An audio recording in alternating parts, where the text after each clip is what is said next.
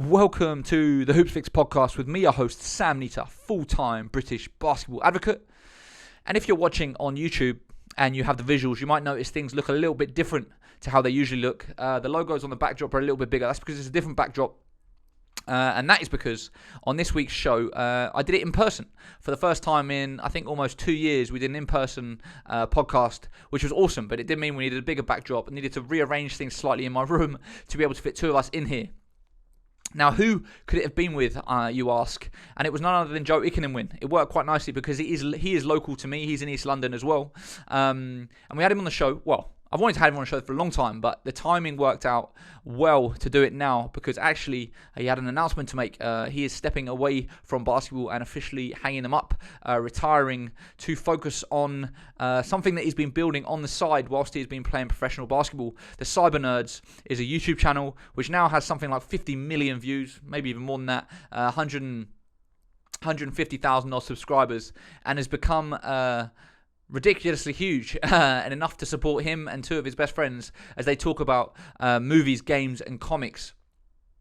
And this is like the intersection of a lot of things that I'm interested in: basketball, content creation, business. So we kind of managed to chop it up about a huge amount of topics. Now, Joe, as you'll hear in the podcast, I've actually known for a long time. I actually played against him when I was still playing. So that shows you how far back it goes. And I've kind of followed his entire career. So it's always a pleasure for me to kind of get to catch up with these guys and talk about how it's all ended up panning out. He is one of the good guys in British basketball. Have always enjoyed my interactions with him over the years, and you can tell that he deeply cares about the game here and wants to see it succeed. And I feel like on this podcast, he was particularly candid about a number of different topics, talking about the league, talking about teams, talking about player welfare, player unions, all that kind of good stuff. So I think there is a lot of unique insight into it. And of course, because he is retiring, he could be maybe a little bit more forthcoming than he would otherwise be. So yeah, I think this is going to go down really well, and it was definitely one of the more enjoyable podcasts that I've done. As always, before we get into the show, please take 2 seconds to check out our Patreon account. That is at patreon.com/hoopsfix, patreon.com/HOOPSFIX. There you can start to give us a monthly or annual contribution for as much or as little as you'd like to help us do the work that we're doing. If you believe in growing this British basketball media landscape, if you believe in growing this sport, please help us do what we do. Go and check it out, patreon.com/hoopsfix. As always, if you're watching on YouTube, let me know what you think about what Joe had to say in the comments below. You can also reach out to me on social media. Not Sam at hoopsfix.com. That's my email, which I'm about to give you. But at Hoopsfix is my social media accounts, which you can reach out to me. And if you prefer that sort of private one-on-one interaction, it is Sam at hoopsfix.com, as I already mentioned. Anyway, I think that is enough for me. I hope you enjoy this with former London Lions player Joe Ikhinmwin, England international, went to Commonwealth Games, had a 9-year successful professional basketball career, and one of the nicest guys in our sport. So yeah, enough from me. Here is this week's show.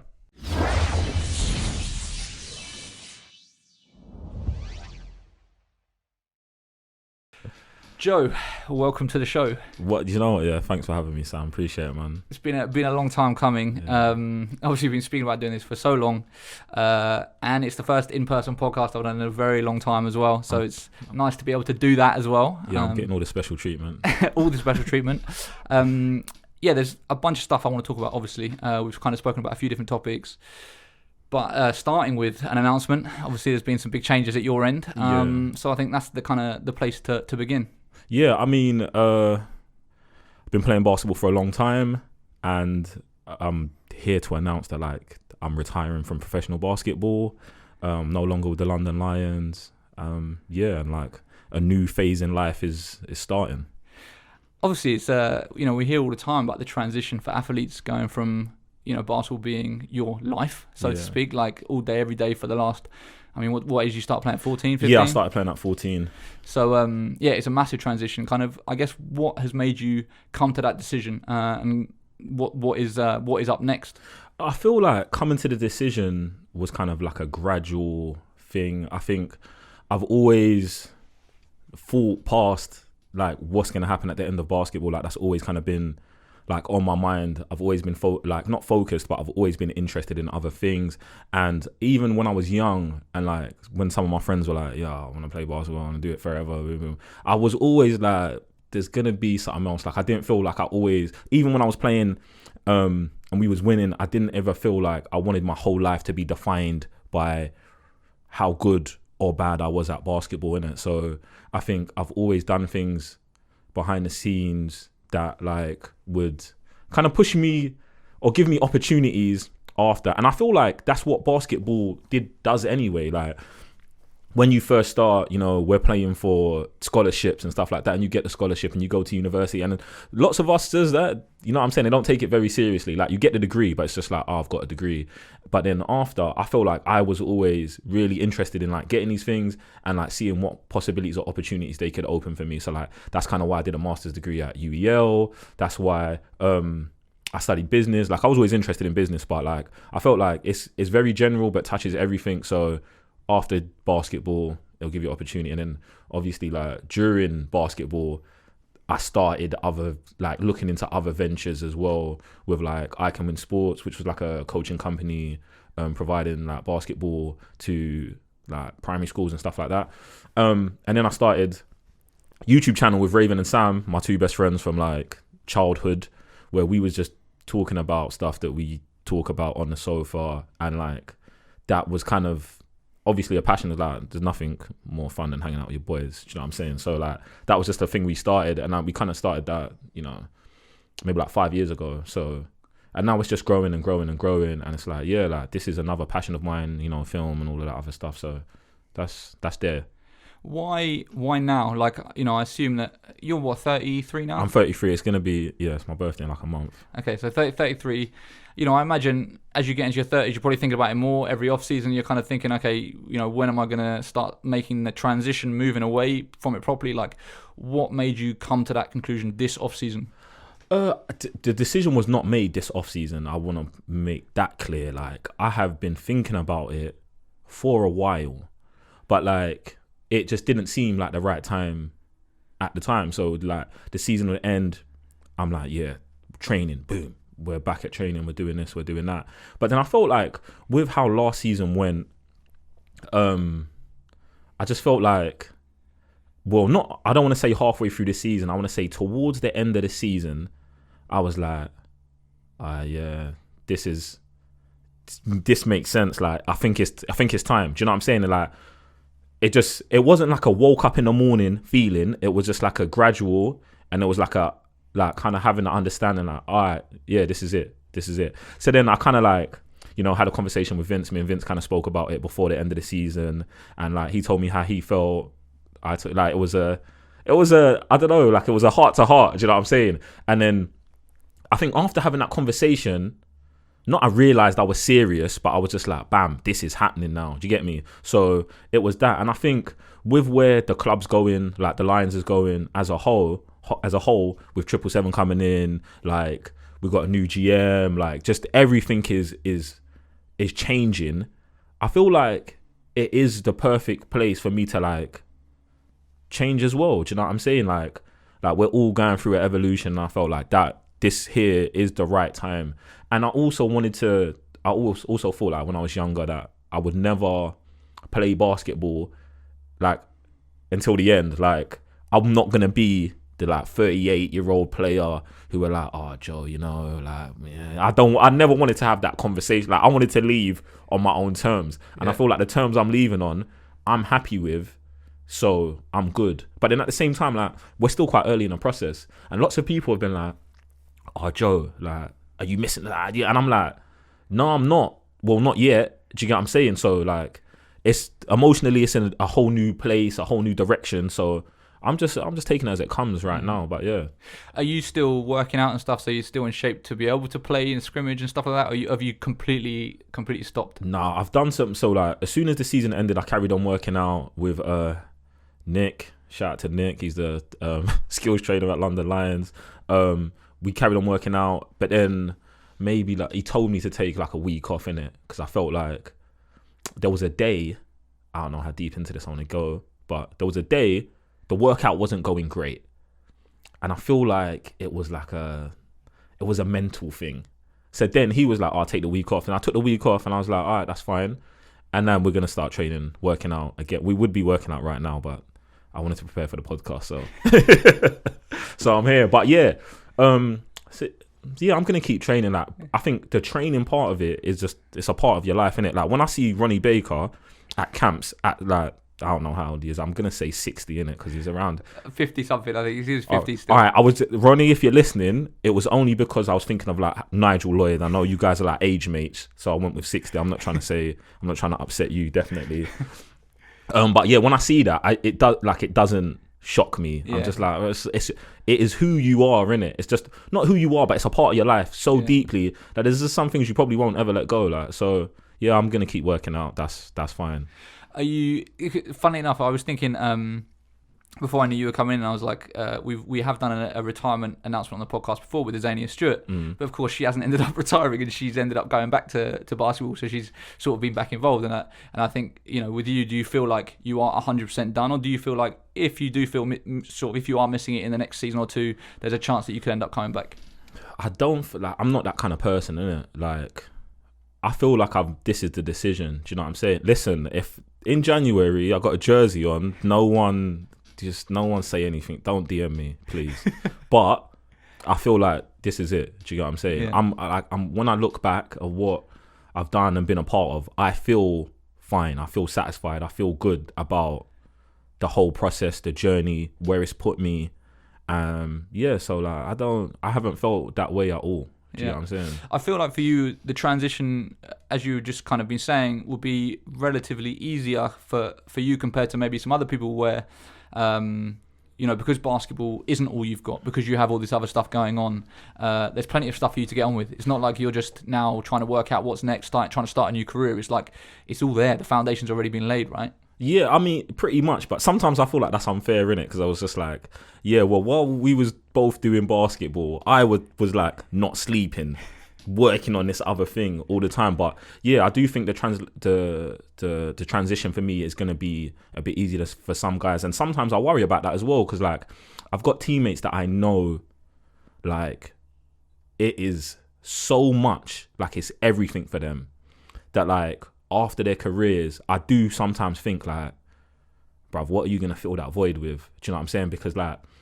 obviously like mental health is a big thing right now and stuff, but I think it's always been a big thing. But like obviously now it's like we're more transparent about talking about it and stuff like that. And I feel like it's something that needs to be addressed way before you're even like these ideas of retirement are coming into your mind. Like you need to think about, and I know as a sports person, you've got that mindset of invincibility. Like you have to, like you think you're the best at everything. You think you can't get injured. You can't. And it's like all of those things are true. You can think like that, but you can also be prepared for like moving on in life. Do you get what I'm saying? Like you wouldn't show up to a game without going to practice.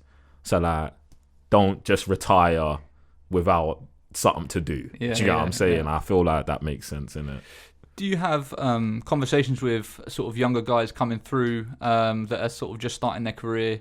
And especially, I guess, you know, I think when you look at your career, where you're unique is that you've made it work in the UK, you know, where I think so many others, I think for the vast majority, it's a case of like trying to go abroad, going different places, coming back here for a little bit, trying to go back abroad. But you've kind of made that commitment of like, you know, I'm here and this is what I'm going to do. Like when you're talking to younger players, what advice do you give to them when they're starting their career, especially if they're looking like they're going to be focusing on, you know, having a BBL career? Yeah, I mean, to be honest, like I haven't had as much time to talk to younger players as I've wanted to. And that's obviously because the extra time I've had outside of playing basketball, I've been putting into what I'm going to do post-basketball. But now that post-basketballs are here, that's one of the things that I would like to do more. And I think as an active player, talking to younger players, they'll probably listen to you more because they know you're playing. And as a retired player, they might be like, oh, he's done and stuff like that. But where you've got something else that they can look at, that they maybe want, do you know what I'm saying? I think if I was to approach them now as a retired player, captain for whatever 6 years, and I've got like a maybe small little following on social media, they might be more receptive to what I've got to say because I've done it, and I've done it like kind of on my own, or I say on my own, but I mean like with my team outside of basketball, and like it has a little bit of traction. So I would hope that they'd be receptive, but the kind of things I would be telling them, that would have to be between me and them. Do you know what I'm saying? I think it would come down to the individual, who they are, what they want to do, and just kind of how they see their life, innit? And I think it's interesting of where you was going with the conversation about like me doing it here in London, in the UK. And I think when I was younger, obviously I went to Barking Abbey Basketball Academy. I had Mark Clark and Lloyd Gardner. These were my coaches. And I felt like these lot gave me so much advice, that like shaped my whole life. Do you get what I'm saying? Shout out to Abbey Nation and that. That I just felt like I was fine doing things that were unconventional, but I knew like it would be the best for me. And I felt like at the time, lots of my peers were just doing what was set in front of us. I mean, I did some of that as well, and I'll go deeper into it so no one feels like I'm telling like elusive stories. But so like going to the States, when I was younger and I was at the basketball academy at Barking, all I was thinking was like, I got to go to States, got to go States, nothing else, got to go States. And then I think Mark brought me in his office one day and was like, Joe, look, there's other options. Then he sent me to like a under 21 tryout in France. Can't remember what the team was. Went and practiced there, and I was like, rah, this is legit. Like they've got big arenas, facilities, like looked after. Like I had never experienced that kind of, just level of organization at that age yet. So I was like, all right, cool. Like there are other options, but I feel like sometimes with the younger players, they'll see that and they'll be like, don't matter, America's where it's at. And I feel like this is just like kind of the wrong way of thinking. But then it just depends on what you want to do. So anyway, I'm going to skip all of that. I still make the decision to go to the States because everyone's going to the States. And I'm not saying that's why I made the decision. I felt like for me, that's what I wanted to do. And the team from France didn't want me. So that weren't going to work out. So go to States, shout out to Duncan, do training and that. He spoke to his junior college coach, Coach Tom Mills, who was at Seminole State Junior College, went over there, did 3 years there, redshirted my first year because I got injured, then played the second year, played my second and third year, got an offer from South Carolina State University in the MEACS Division 1. Shout out to all the Bulldogs out there who are listening, none of them. But yeah, went there, did 2 years, came back. And then I think this is really when the whole, what are we doing? Staying in the UK or are we going to go to Europe? Debate, conversation was really coming up because like Newcastle had reached out to me. Like, I feel like day one of graduation, like straight away, like, Joe, come here. And I had an agent at the time, can't remember his name, sorry if you're listening.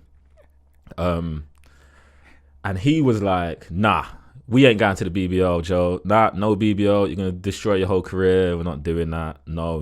And this was the general consensus. I'm 24 years old at this time.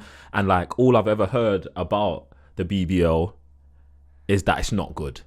Do you know what I'm saying? And personally, I don't know. I've never actually been to a game. And like you think about that, like maybe I had been to a game, but no, I don't think I had actually. I feel like I'd been to Division 1 games because I'd been playing for a Division 1 team. I played for the London Leopards with Duncan and Lloyd at the time. Lloyd was still playing. So I was part of that magic. So, yeah, I was like, well, I've lost my chain of thought. You were just saying that he was saying, don't go to the BBL. He was like, don't go to the BBL, yeah. So then I'm like, all right, cool, I'm not going BBL. Fuck that. But bear in mind, I'm just fresh out of college. I'm back at home in London training. The Olympics are on. You graduated in 2012. 2000 was it 12, 13? Or the Olympics, it was either on or just finished. Yeah, it was 2012 you graduated. Yeah, there you go. Listen, don't get me on a date, Sam. You're making me look bad. Yeah. All right, but yeah, I remember the Olympics was on. All right, so I'm at home, Olympics is on, and I'm just like, right, what am I going to do? Now, Newcastle have offered, and I've not heard anything else from anywhere else, and I'm like, this is mad. Get me. My agent's like, gets to September now, August, September, and he's like, look, you're not signing there in the BBL. We're not doing that. We're gonna wait it out. Like by Christmas, people are gonna get fired. Someone's gonna offer you a job. But like obviously, rookie year, I'm getting nervous now. And like he knows I'm getting nervous. We're going back and forth all the time, and he's just like, all right, look, Joe, whatever. All right, cool. Look, if you want to do it your way, go to Newcastle. Now go to Newcastle now, and I feel like Fab knew, like obviously Fab Flanoy, Newcastle legend. He knows everything. Like he probably knew. Like he's dealt with hundreds of players, I guess. Like he already knew that maybe that I didn't want to play in the BBL and I've held out and now I'm here and my plan is to have a good game and leave straight away. Like this is what my agent's telling me, Joe, be selfish when you get the ball, don't pass, don't do. I'm just keeping it a buck in it. This is what was going on. But like that's not really the kind of player I am, you get me? Like that I understand I'm not dropping 30 every game. But so then this happens now and then for whatever reason I'm getting benched. You get me? I'm getting benched. I'm in Newcastle. I do have great players on my team. Charles Smith, I'll probably say like one of the greatest players I've ever watched play and play with. Joe Chapman, he was a 2-time MVP at the time. We had Kareem Maddox, who had just signed with Newcastle, and him and Fab didn't get on very well, but he was a savage. You know what I'm saying? He was getting like 20 and 20. Listen, if I'm missing anyone else out, I'm sorry, but yeah, these guys, like, this was my rookie year, innit? So like these guys left a real impact on me. But like there was a game where I feel like everyone was injured. So like everyone was injured and I got to play. It was against Durham, was in Newcastle, played well. Get me? So then my agent's like, Joe, we've got the game. We're sending it to everyone. So now I'm starting getting offers from Europe. Do you get what I'm saying? And I'm like, this is... So he knows what he's talking about. It's working. But then later, it gets to the end of the season. So he's like, look, we're set up for next season. But then I talked to Vince, kind of in the off season, and Vince is like, he's telling me the whole spiel, like, yo, we're moving to the Copper Box, we're doing this. And I had thought about going to London when I was at Newcastle, but I was like, bruv, I'm not playing at Crystal Palace. Do you know, I'm just where it was. Like, obviously, growing up, I'd played at Crystal Palace all the time and loved it. They were some of the best games, do you know what I'm saying? Towers, like just Towers, you know, that environment, that environment of like, it's hot, it's sweaty, there's bare kids here, you used to have youth games there, everything was fire. Do you know what I'm saying? But then I was just like, no, I'm not going, like, as a professional, I'm not doing that. Like, I don't like it. So the whole Copper Box thing really sold me. So I was like, raw, like, I'd live round the corner from my house. Friends and family could see me. And like, I've been in Newcastle for a year. And if I'm going to be in the UK, it probably makes sense to be at home. But then on the other hand, I was like, Joe, we just did this whole year just to get these offers from Europe. And I'm looking at these offers and I'm like, they're 500, 600, maybe €1,000 more than what Lions are offering me. But I'm like, Joe, like, the £1,000, like, we can make that at home. And if we start making it at home now, like, extra, like, and we like, stay here forever, we can be fine. Do you know what I'm saying? It makes sense. So obviously I study business. Not that this is a huge business decision, but like, I'm just trying to say with the inner workings of how my mind works. And obviously I'm like 25 now. I'm like, yeah, this is what I'm going to be on. So then... So you had made that decision at that time that London was going to be a long-term move, like playing in yeah, London I didn't tell London this, because obviously if I tell London this, the leverage is gone. Yeah. I'm never getting a new contract. You know what I'm saying? I'm going to be that rookie deal. Or that. I still call it a rookie deal because I feel like I went there for like peanuts. But obviously, in my mind, bigger picture things were there, innit? And my year in Newcastle, what I would say is my worst basketball year. Like, I didn't really enjoy the basketball there. The people there, the community there is amazing. The business, like everyone, Paul Blake and them, like, they are great people. But like, just for my first year, going there late, feeling like I wasn't getting an opportunity, just all of those kind of like internal basketball dialogues players have with each other, I felt like I was really going through it. But yeah, the business and the work side of what I was seeing at Newcastle, I was like, right, and I always say like it was one of the best decisions going there, even if it was by force, because I just learned how basketball organizations, I'm gonna say, should be. Do you know what I'm saying? And I also like saw some of their school programs, and that was the big thing. This is how Ikhinmwin Sports kind of started. I was like, right, this Hoopsfix thing works. I got a couple connections. I know a couple people who might help me in London. I could do something similar, and that's how the birth of Ikhinmwin Sports started. And I started doing that. And this is my plan, to make extra money while playing professionally. So that kind of goes well. So I'm there and I'm doing that. And I feel like that answers your question. Yeah. I mean, there's a bunch of stuff to unpick in there. One thing I did want to pick up on just quickly was you speaking about, you know, the level of Charles and Kareem and them. Were you surprised? Obviously, you've said that there was the perception of the BBL is potentially going to ruin your career or whatever, and you don't want to go there. Were you surprised at the level? Do you think the BBL is a lot higher? Well, at that time, was the level higher than you expected? And then even now, to this day, do you think it doesn't get the credit that it deserves in terms of the level? I'm going to say 100%, but then, like, no one knows. Like, as a player, yeah, who's just played in college and you haven't played in a BBL, you don't know. That's it. And I feel like people just, like, there's just labels, innit? NBA, number 1, whatever. ACB, number 2. Like, you're just going down a list and you think this is what it is. So 10 places down the list isn't very good, no matter what league you think it is. But that's not the truth. Do you know what I'm saying? For whatever reason, there's players all over the place. There's guys who've played in the NBA in the BBL. There's guys who used to play in the NBA in the BBL. There's guys in the NBA who maybe shouldn't even be there. Do you know what I'm saying? Like, it's not always down to whose ability, who's the best. And like, you can end up anywhere. Do you know what I'm saying? And the BBL has good players. Do you know what I'm saying? The British players are good. They don't get enough credit for it. And someone out there is doing some decent recruiting. Or some of these players have just got really good agents and they know, listen, go to the BBL, average 18, and I can get you a mid-level job somewhere else. And then, listen, it's just a staircase effect. Do you know what I'm saying? So, yeah, I feel like the league definitely doesn't get enough credit for the quality of players it has, especially the British players. So, yeah, I feel like British players just undervalued, underappreciated, and, yeah. Can you understand the rationale from teams that a British player is so much more expensive that it's easy to bring in cheap Americans to fill those spots, and then obviously it means that the British players end up seeing less minutes on the floor? I mean, I can understand the logic, but it's not going to help the sport. And like all these people that use that logic will say they're trying to help the sport, but that's a contradiction, isn't it? So, do you think it's more important that the league is as high level as possible, regardless of the nationality of players, or do you think actually it would be more beneficial that the league was if the league was maybe a little bit lower, maybe it wouldn't be, but maybe the league was a little bit lower, but actually it was led and it was the British players that were the stars and saw the majority of the minutes across all rosters? I think it depends on who you want to be as a league, innit? If you want to be like the Premiership, like the British players aren't the best players. Do you know what I'm saying? We bring in other players, the imports, but it's the best league in the world. Now you got the Spanish league, like the best players there are Spanish. It's maybe more enjoyable to watch. Maybe culturally it has more impact on the city. And then if we're talking about, and then you got to take money into consideration as well. So I don't know. If I was running it, I would be like, I'm focusing on my British players because that's gonna raise the level of international teams, national league teams, and just grass like.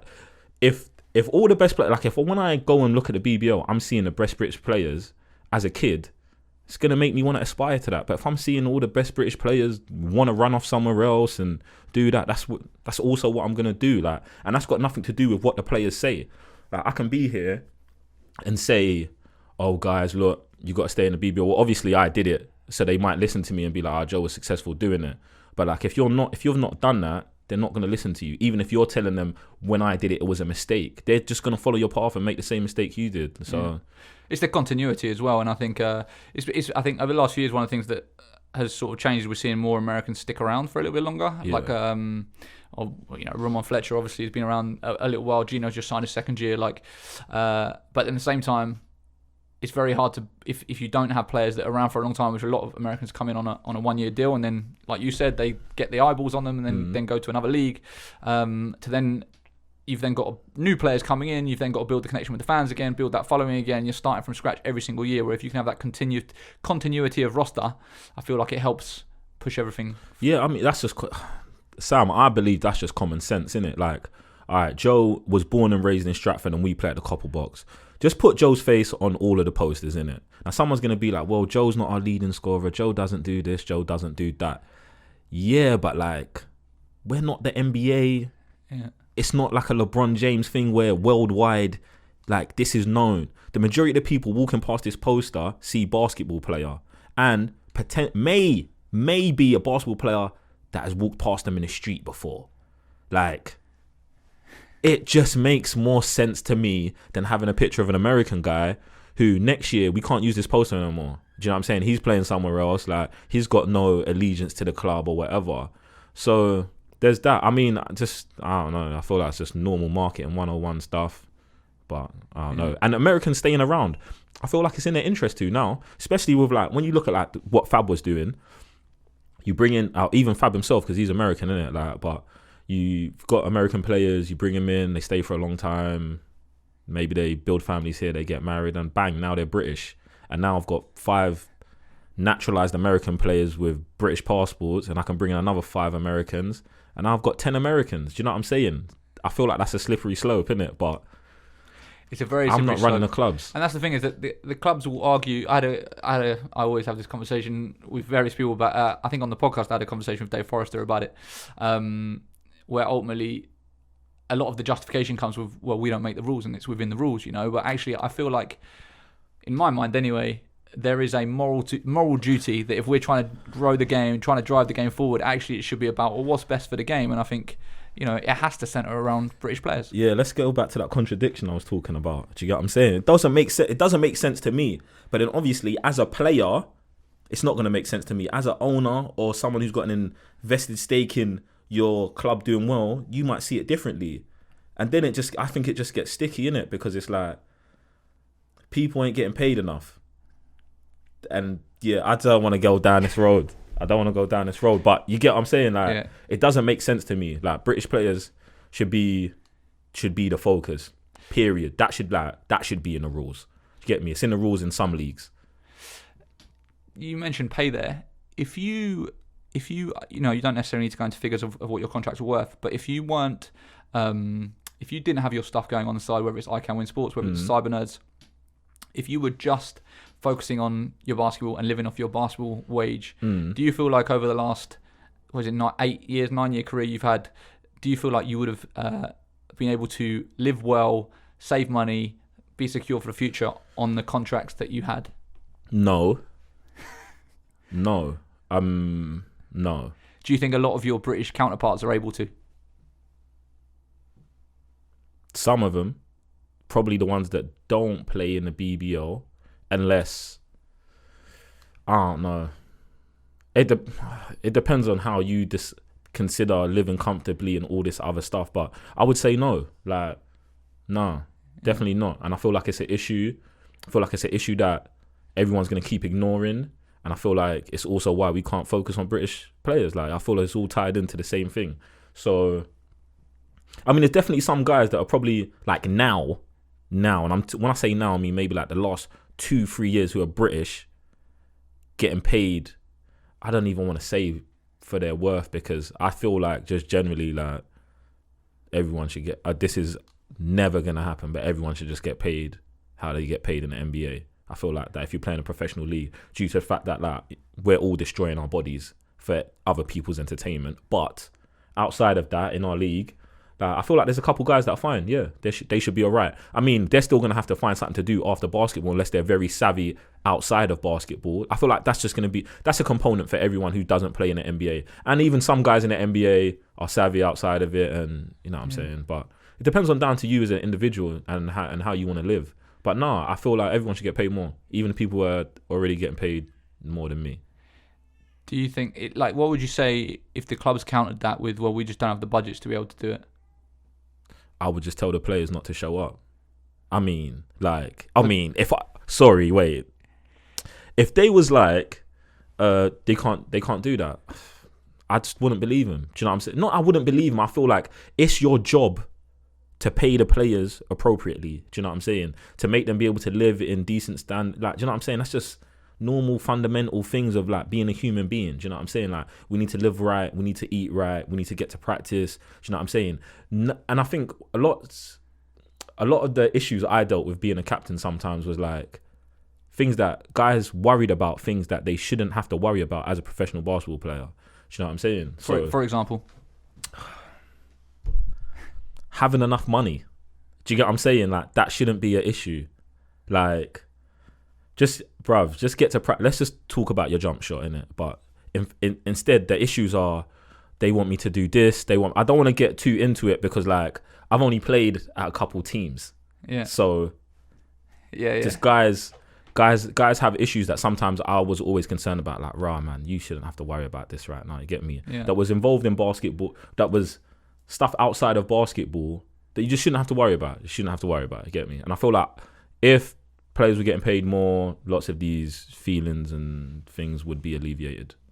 But if the teams don't have the budget, like if the salary cap is what the salary cap is, which needs to change, needs to go up 100%. Like, but what happens if there isn't if physically isn't the money flowing through the franchise? If there's not enough money coming in terms of like ticket sales, in terms of TV revenue, in terms of merchandise sales, like if there isn't enough money to increase the salary cap to be able to pay players more, then what's the solution? Like, do you think that it's not a professional league, you don't call it such, and it should be something else?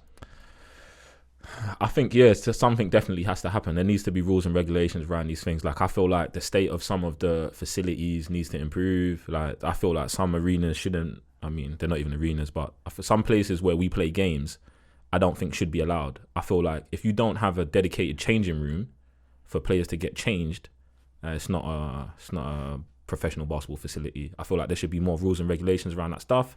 If you can't keep up, then you shouldn't be in the league. And it might be a harsh way of thinking it, and I might be putting people out of jobs, but at the same time, it's like people are getting exploited. And like you said, it's about your morals and how you think about like people in general. Like, I need players to be okay. Do you know what I'm saying? Because I feel like I am quite savvy outside of basketball, and not everyone's like that. And it's not even their responsibility to be savvy outside of basketball. But like the thought of people getting exploited, especially players, which are like usually like young black men and stuff like that, or young men in general, like I feel like I just don't want to be involved in that. Do you know what I'm saying? I would want to try and help as much as possible for these kind of things to not be happening. Yeah. Do you know what I'm saying? Yeah. It's a sticky one though. It is sticky, but like it is a sticky one. Like, because I'm trying to think if I run a franchise, and there just wasn't the money. Well, in my mind, actually, if there wasn't the money, I wouldn't run a franchise. Exactly. Firstly, there's that. But second, don't you think that you'd be failing at your that's their job. Yeah. That's their responsibility. Yeah. You're coming to like it's not my responsibility. Like, don't like that's not a conversation. Like, I'm not gonna come to the GM or like maybe not the GM, but like I'm not coming to the owner of the club and saying, "Yo, my jumper's off." He's gonna be like, "Why are you telling me? Go to the gym." The same way, yeah. Go find some more business advisors. Look at other avenues of making income, and do like that's your responsibility, bro. Yeah, but then wouldn't you say that? Well, then the player shouldn't sign the contract in the first place. Listen, yeah, 100%. But like I said, lots of guys aren't savvy, and even some of the savvy guys understand the situation they're in. Like me, like I'm coming out of South Carolina State University. I want to play professional, but I want to play professional basketball. The option to just go and get a regular job is there. It is there, but I am choosing to do that. So you also know what you're getting into. But that's it. Like that's the don't know. Like that's the trap, innit? Yeah. If you just want to get a regular job and do that and have an unlimited amount of money that you can make, then yeah, you can do that. But if you want to be a professional basketball player, this thing that they wave in front of you as something that's super shiny and can get you everything you want, and you can live this kind of lifestyle, which you can't with how much they pay you, you're going to sign a contract, innit? And then obviously if you only got one offer, you got one offer. Yeah. Do you get what I'm saying? So it just comes down to the individual, the kind of advice they're getting and stuff like that. I feel like there's so many people out there that should have just maybe stopped and did something else. Basketball's always going to be there. Do you know what I'm saying? Like, it doesn't have to be in a professional capacity. I feel like this is going off, man. We're out there right now. It's good. It's good. Yeah, on the topic of players signing contracts and welfare and all that kind of stuff, is the one that has always comes up is this player union, right? That, you know, we've had plenty of players that have retired and have said there needs to be a union. There obviously used to be a union back in the day. You know, I've had conversations with various people, including you, about potentially setting up a union. Why do you think that we haven't seen that happen yet? Why hasn't it happened? What are the barriers that's stopping it? I mean, obviously there's the financial barriers, but I also think that if you're savvy enough to know that we need a union, you're probably savvy enough to do something else. Do you know what I'm saying? And if there's not the money that's going to fund it, you're probably like, this is very close to my heart, but I've got to feed my family now. And you spoke about retired players, and we was talking about retired players potentially not having a plan after.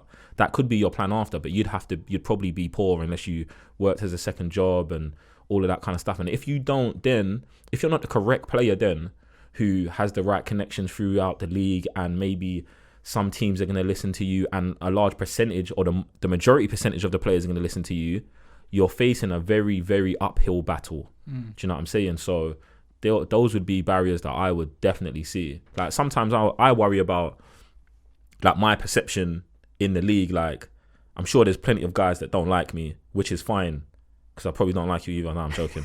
No, but what I'm saying is like with that, it's like because I've only played for 2 teams, even though I've had loads of teammates, if you're not ever been on my team, you probably don't know what I'm like. You just see game day Joe. I don't talk to no one. I'm not friendly. That is it. So then obviously it's hard to then me to be like, oh, I'm this friendly guy. Like in the off season, sometimes I feel like, no, Joe. You're just, you know what I'm saying? Like, I'm just Joe. It's what it is. It's how I am. It's just how I am. Yeah. Get me? But if you've been on my team, you understand, like, yo, Joe will do anything for us. Like, I get it all the time. Like, it's like in the first 2 weeks of getting new teammates, especially if they've played in the league, like, Joe, I thought you was an arsehole, you know? Like, I am, but, you know, it's just, it's who I am. It's my job, innit? So I feel like these are the kind of things that you've got to take into consideration when trying to bring people together. And sometimes, like, when there's no framework for that ahead of time, like, none of the veteran players was like, oh, Joe, sitting me down and being like, oh, look, this is what we've got to do. Do you know what I'm saying? There's no pathway from that through the players, which I feel like is an issue. So you don't know these things. You don't know what you don't know. How much do players communicate sort of throughout the season? Like, is it, or even in the off season, is it mainly you only really communicate with your teammates, or is there a lot of communication between you guys sort of across the league? I can only tell you about me. Like for me, obviously I'm talking to my teammates every day. Every day we're together every day, or that's normal. Outside of that, I would say I rarely talk to guys on other teams, even if we're really good friends. So like Orlan Jackman, I'll use Orlan. Me and Orlan went to junior college together, Seminole State, Go Trojans and that. During the season, we might talk 4 or 5 times. Do you know what I'm saying? And that's a stretch. I feel like I'm being generous there. And we'll see each other at games. We'll probably maybe do the handshake if it's a very, like, we're in a corridor, no one can see us. But if we're on the court, he knows and I know we ain't talking. We ain't. There's nothing going on here. Like, we just understand that's how me and him work. Do you get what I'm saying? Now, I'm like that all the time. So it's obviously, if you didn't go to school with me for a year, you might just be like, rah, like, yeah, it's just a brick wall here. Get me? But yeah, so not really, not a lot. But then I'm sure there's other guys that are talking to other guys on their team, talking about what's going on in the group chat and all of that. And it's not the kind of person I am. So I'm not doing that. I say that to say, like, you know, when guys are signing contracts or have questions about things that they're like, oh, this seems a bit suspect. Never. Do you know what? Yeah, I feel like maybe one time in the whole 9-year professional career has someone come up to me and been like, this is in my contract. Is this weird? And also, I feel like I'm one of the guys who have been a bit more outward with certain things that have happened in my contract. So if there was someone to reach out to, I feel like you'd want to reach out to me because I've been vocal about it. Or you might feel like you could be. But then is that down to how my demeanor is? Still thinking like, oh, I want to talk to Joe about it, but I can't. But I feel like in those kind of situations, like, we're dealing with your life, innit? Like, you should just reach out if you think you need to. Or to someone older or someone you know. Do you know what I'm saying? It doesn't have to be me. So all of you as players don't know what each other are earning? I mean, I'm going to say for the most part, no. Yeah. See, it's interesting. That's the way, like, obviously talking about salaries outside of basketball, like just talking about salaries in a workplace is very taboo. I'm not quite sure why that is but the only person that benefits from that is the company. Yeah. When actually, if employees talk, then they're like, oh well, hang on a minute, you just started. I've been working here 5 years, and now you're earning more than me. That doesn't make no sense. And you know what I mean? Like, and it's the same thing. Like, if players don't talk, and that's why I love talking to players and speaking about salaries and the amount of money and all that kind of stuff, to give people ballpark figures to understand like kind of what is going on. Because it puts the power back into people asking questions and stuff like that. Yeah, but I see, and I think this is one of the issues with like, maybe British basketball players, or just our community in general, is that like we don't really communicate very well, and we should.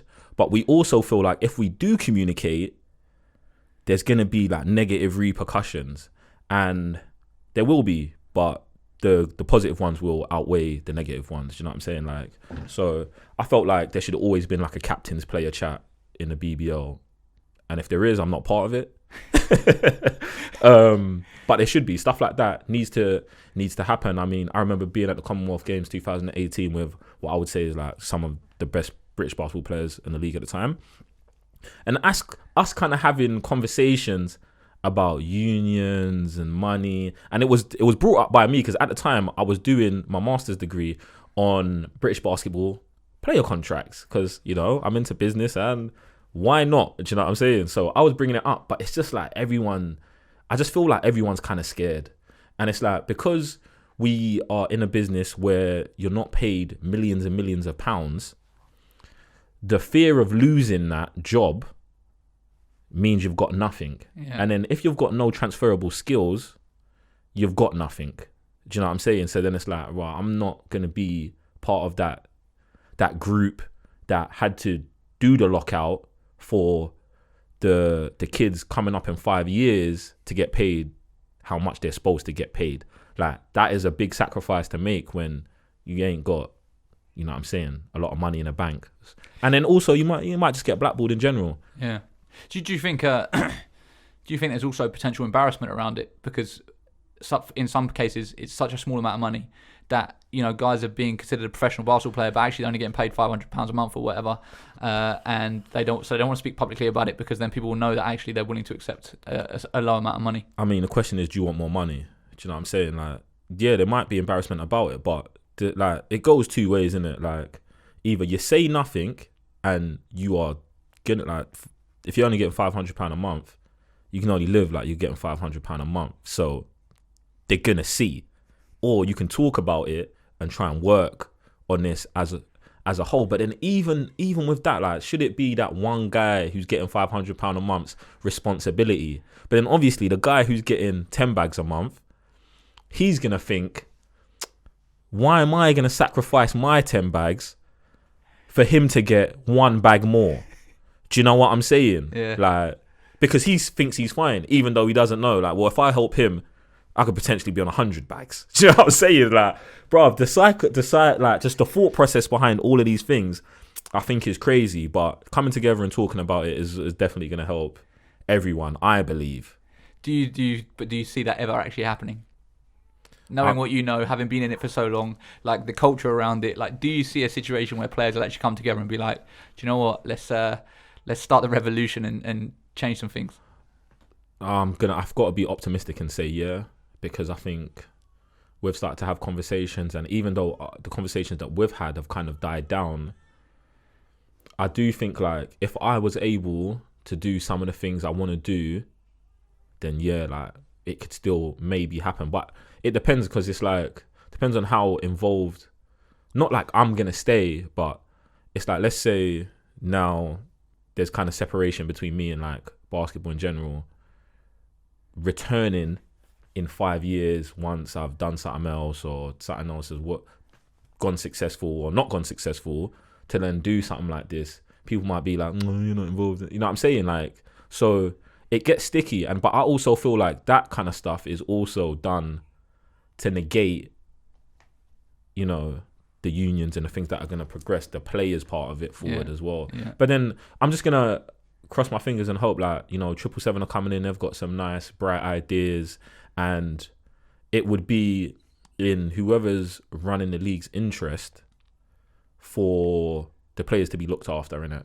Because if you're doing that, if you want to be taken seriously, some of these other leagues have these things, and it's actually a good way to like leapfrog I'm gonna say the level perception, because like let's say we've got the issue of the level of basketball in the BBL, people perceive it not to be great. But then if our infrastructure was amazing, we'd be leaders in the market in that. Do you get what I'm saying? And that would be something like that would increase, like it would just look like we was way ahead of where we was. And then, do you know what I'm saying? That starts to change the perception from a different angle. Yeah. But I don't know if that. Yeah, man. I think perception is such a big part of it, and I think it's something that the British basketball, not just the BBL, British basketball as a whole gets so wrong. Where like actually things can be almost exactly as they are, but you can dress it up in a way that it makes it look so much better. That all of a sudden it's just like, funnily enough.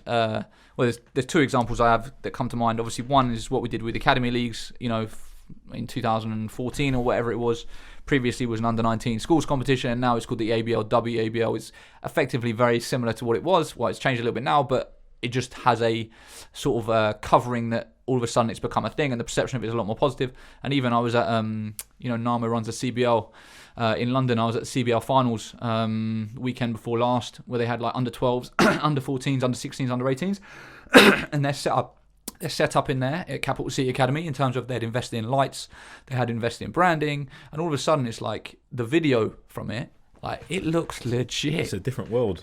And that's what galvanizes the interest, raises the interest, and obviously then you get more people involved, more people want to come to games, make more money, sort of grows the economy, and sort of everything becomes a snowballing effect. I feel like the BBL and the federations on both of those points are very far behind where ideally sort of we'd want them to be. There's so many different things to go into. I'm aware we've been going like 45 minutes already, right. And barely touched on a bunch of stuff. I'm thinking in terms of order where to go, but I definitely want to talk about just the early days, your early years playing. Obviously starting at East London Royals under Humph. What that was like as an experience, one of the sort of legendary programs in London and East London, and kind of how you got your start in the game. Yeah, well, my start in the game came at 14. I was just wandering around school. Wasn't particularly interested in school at the time. Got into a little bit of trouble with the police and that. Don't tell anyone. And then my PE teacher used to follow me around every day and be like, Joe, you're the tallest kid in school. You got to be on the basketball team. And I was like, nah, I want to play football. I want to play football. And then the football dream didn't work because they were trying to make me be in goal. And I was like, bro, I'm definitely a striker. Like, it just didn't work out. Anyway, so like my teacher keeps following me around. And then one day he's like, look, Joe, come basketball practice one time. Don't like you, never have to come back again. I'm like, all right, cool. I definitely want you to stop following me to my maths class. So I'm going. So I went to basketball that day, had the best time ever. And I was like, he Jedi mind tricked me. I don't know how he did this, but now I'm into it. And I just started going every single day. I feel like 2 months in, one day there was like a really large old white man sitting in a corner. It's Humphrey Long. I've got no respect at the time because I just don't know who he is. He's a legend. Do you know what I'm saying?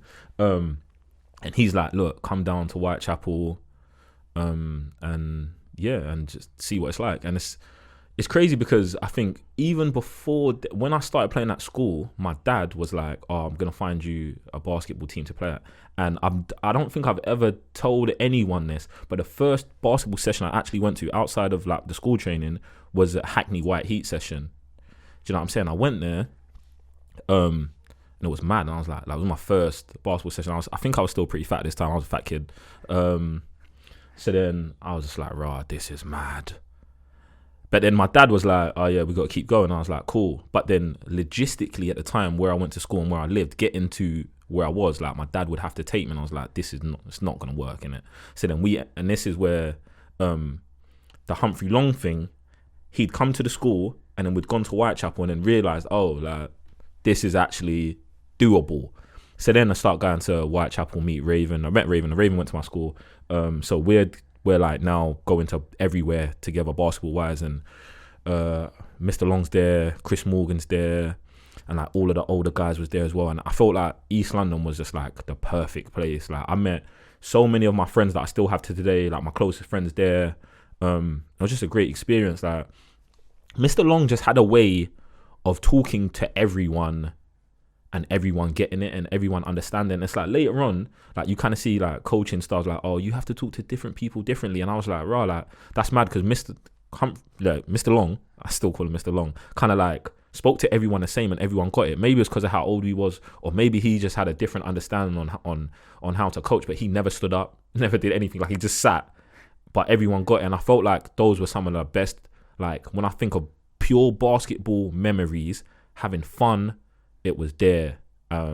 Yeah. And then I used to love the best games was when White Heat came in, because it was like, I don't know how they do it now, but like when they used to come in, it'd be like, East London Royals are playing White Heat, but it's every age group. So it starts at under 12s are playing, then under 14s, under 16s, under 18s, back to back. And then White Heat are our rivals, innit? Like they're our biggest rivals.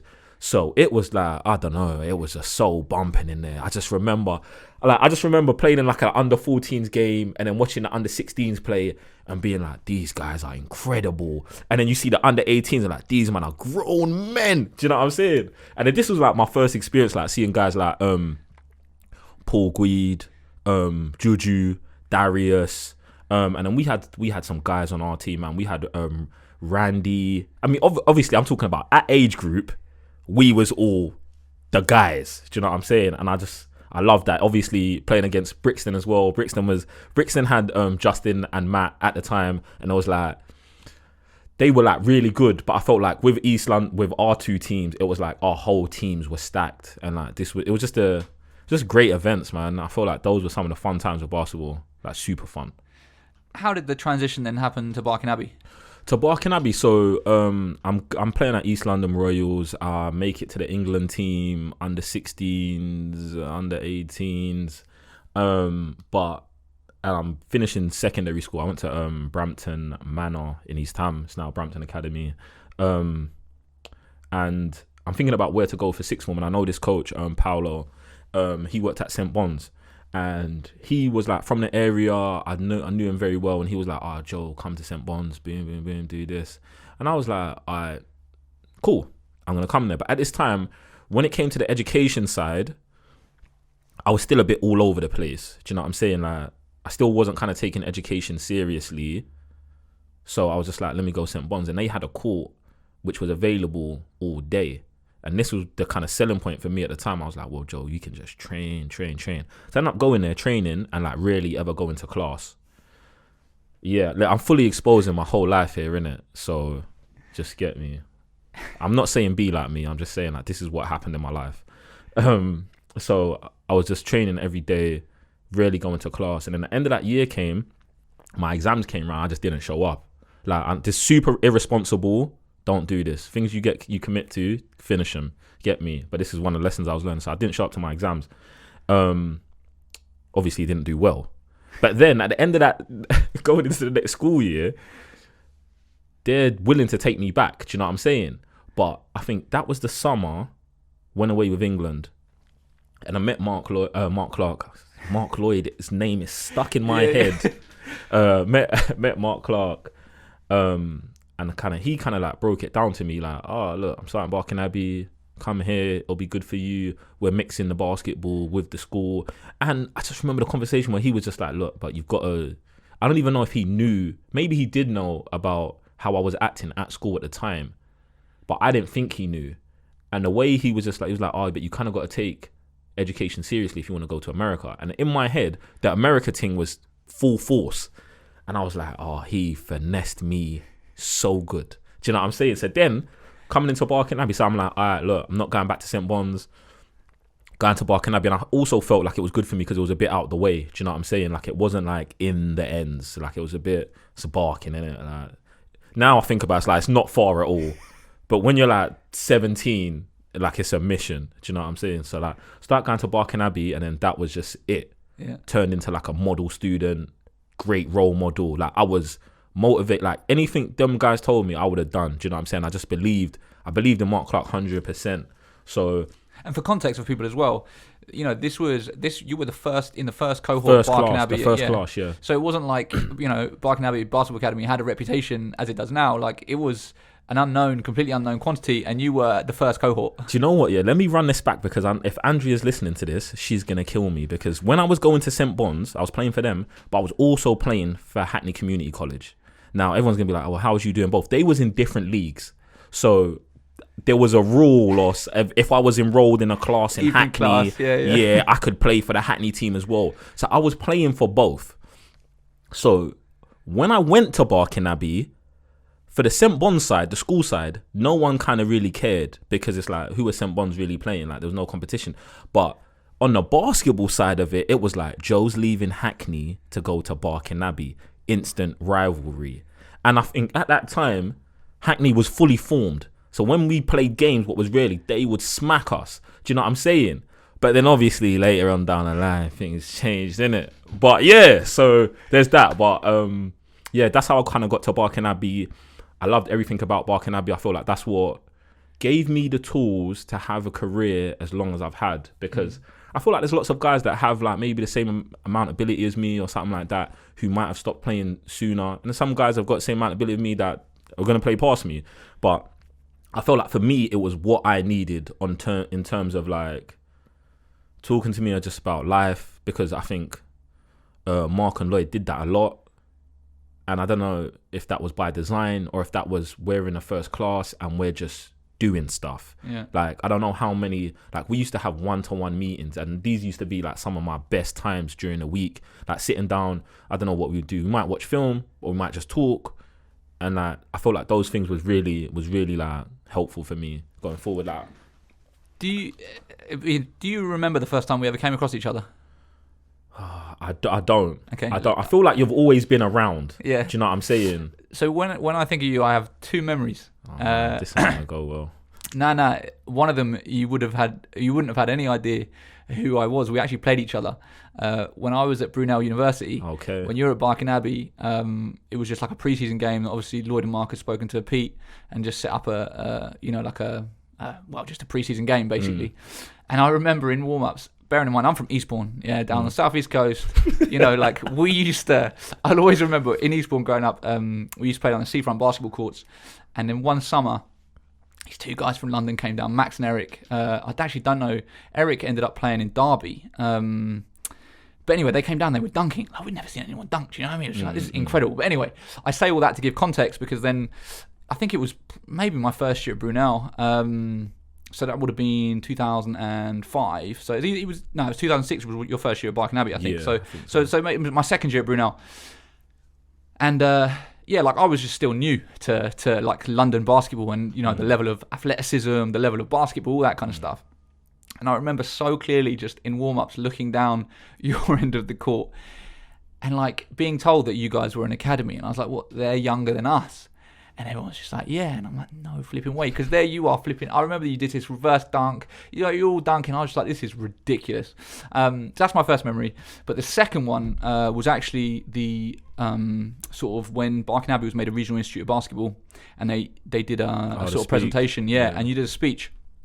And I've actually got that on film somewhere. I need that. I've got it on film somewhere. Like, it'll be on a hard drive somewhere. And at that point, so that would have been around 2010. It would have been like one of my first or second years of running Hoopsfix.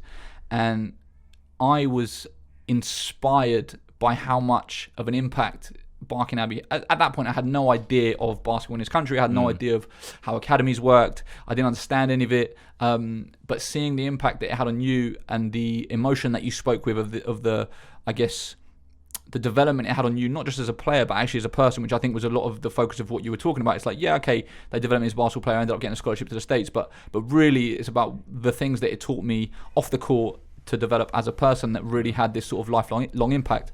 But yeah, it'd be interesting to kind of hear you talk about that a little bit. Yeah, like Barking Abbey changed my life, 100%. Like whenever I think back to like just big pivotal moments, it's like I always think back to like just being in that sports hall or being in the office and like having conversations with Mark and Lloyd, and it's just like, and this is what I'm saying, like I don't know if it's because I was the first year that like they had so much time, maybe it wasn't as structured as or it just wasn't as structured as it is now, that they spend a lot of time talking to us. Do you know what I'm saying? And it weren't just about basketball. Like my experience with coaches before them was like, you talk to me about basketball, then I leave. But like, you know, Mark and Lloyd, and you know, I still sometimes reach out to them and we'll just ask just stuff. Do you know what I'm saying? Maybe not basketball related, and they're always there. And I just feel like they were just great role models, and I don't know how that kind of thing came about, but that's just what it was, and I'm just super aware that it changed the way I still navigate situations is from the way Mark and Lloyd would tell me stuff. Like, I remember a conversation where Lloyd was like, all right, look, to score 30 points, and obviously at the time I'm at Barking Abbey, the leading scorer, I'm the best player on the team. He's like, to score 30 points, he's like, Joe, you won't be able to continually be the best player and score the most points because you don't shoot very well. And I was like, okay. And then from that day, I'm just shooting every day. And I didn't become the player that scores 30 points from just shooting, but my shooting improved, and that's what kind of not got me through, but helped improve my game latter years of my career. And it's like, some people might not think back to all the way when I was 17, 18, me and Lloyd having that conversation, and then me working on my jumper, even though it was not part of my game at all. So I would still go to games and just do whatever I needed to do to get the points or to do whatever, but then work on shooting. And it's just stuff like that I think has stuck with me. Mark telling me that you don't ever have to worry about teams finding you. Like, if you're the right person for the position, or if you have the ability, you will be found.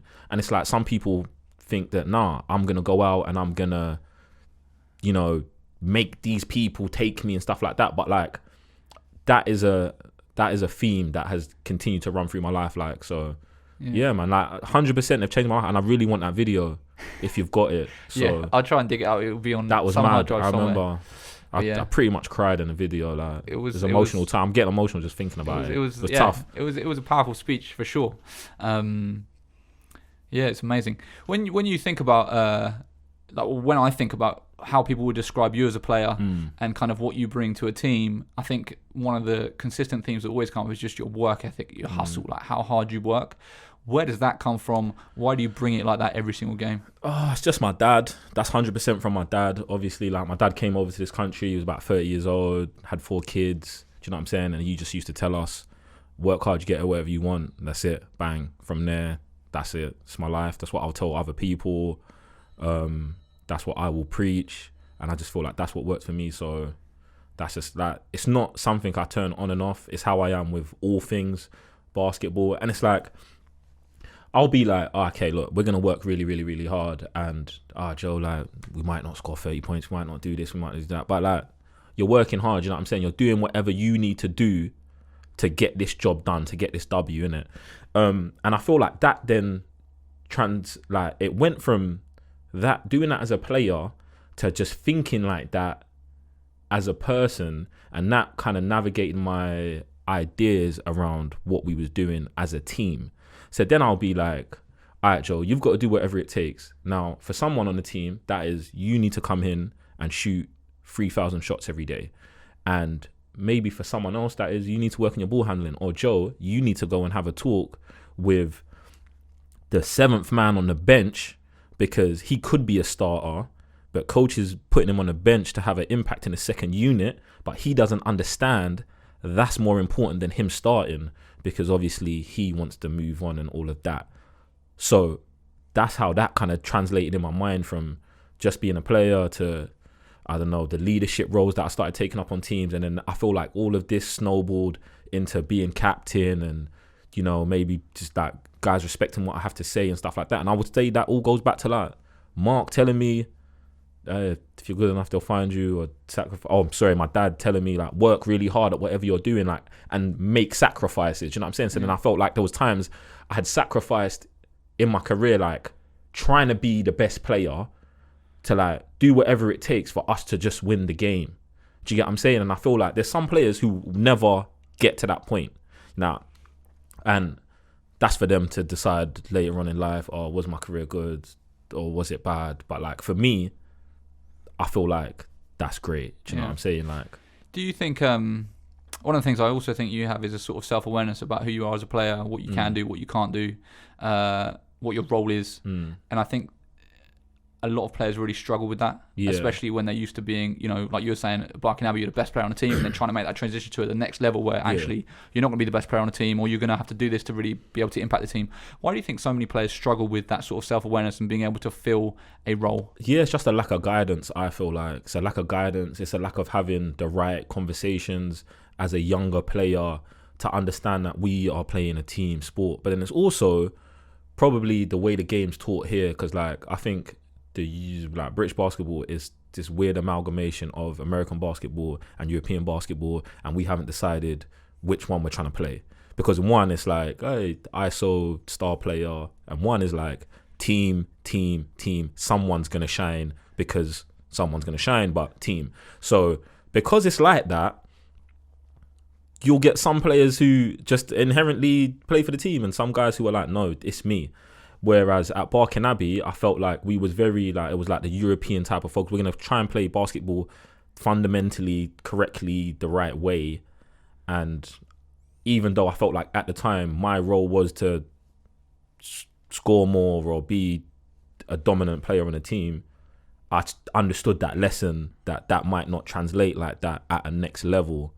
But then also I feel like it then comes down to who the person is as an individual, what kind of system they're playing in and stuff like that. Because I do feel like I would thrive more in scenarios where we had a OD system. Do you know what I'm saying? Like a San Antonio Spurs type of system where it's just like, no, never freelance. Never. Do you know what I'm saying? As opposed to, all right, guys, these are our sets, be creative. Do you know what I'm saying? I feel like in the other, but then it's just don't matter, does it? You get me? Have you, on teams that you've been on, have you ever been able to have input on the systems that you run and stuff? Like, because obviously, as we've discussed, like you're the face of the London Lions in many ways. You're the captain of the London Lions.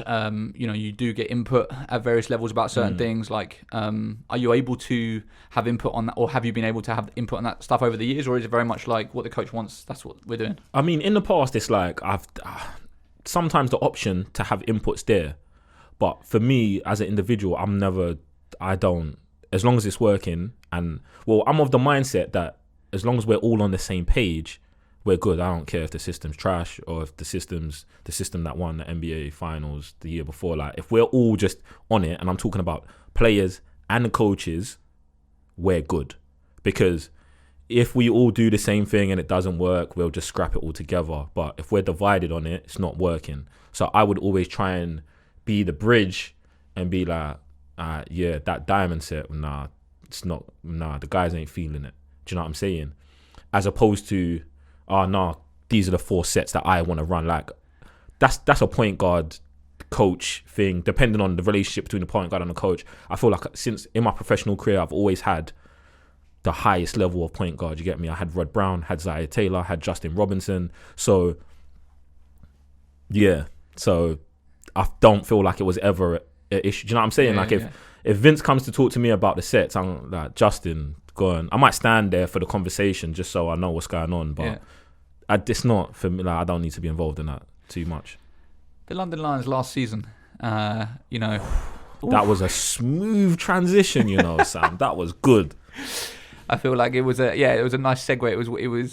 It was smooth. So London Lions last season, coming into the season, easily the most hyped BBL team that I've seen in my years. Ever. Just say it. Ever commit to it. Like, the thing is, I don't know before those days, so I've got to be careful about how. And the thing is, in this world of social media, as you know, if I say that, I will get a tweet being like, "That ain't true, man. What about the Kingston Kings?" Or But anyway, like a massive amount of hype. Yeah. And it was very much like the expectation was win everything, and anything other than that will be a failure. When you look at that season, what would be your assessment of it? I mean, I feel like the general consensus is the reality of it. Like, do you know what?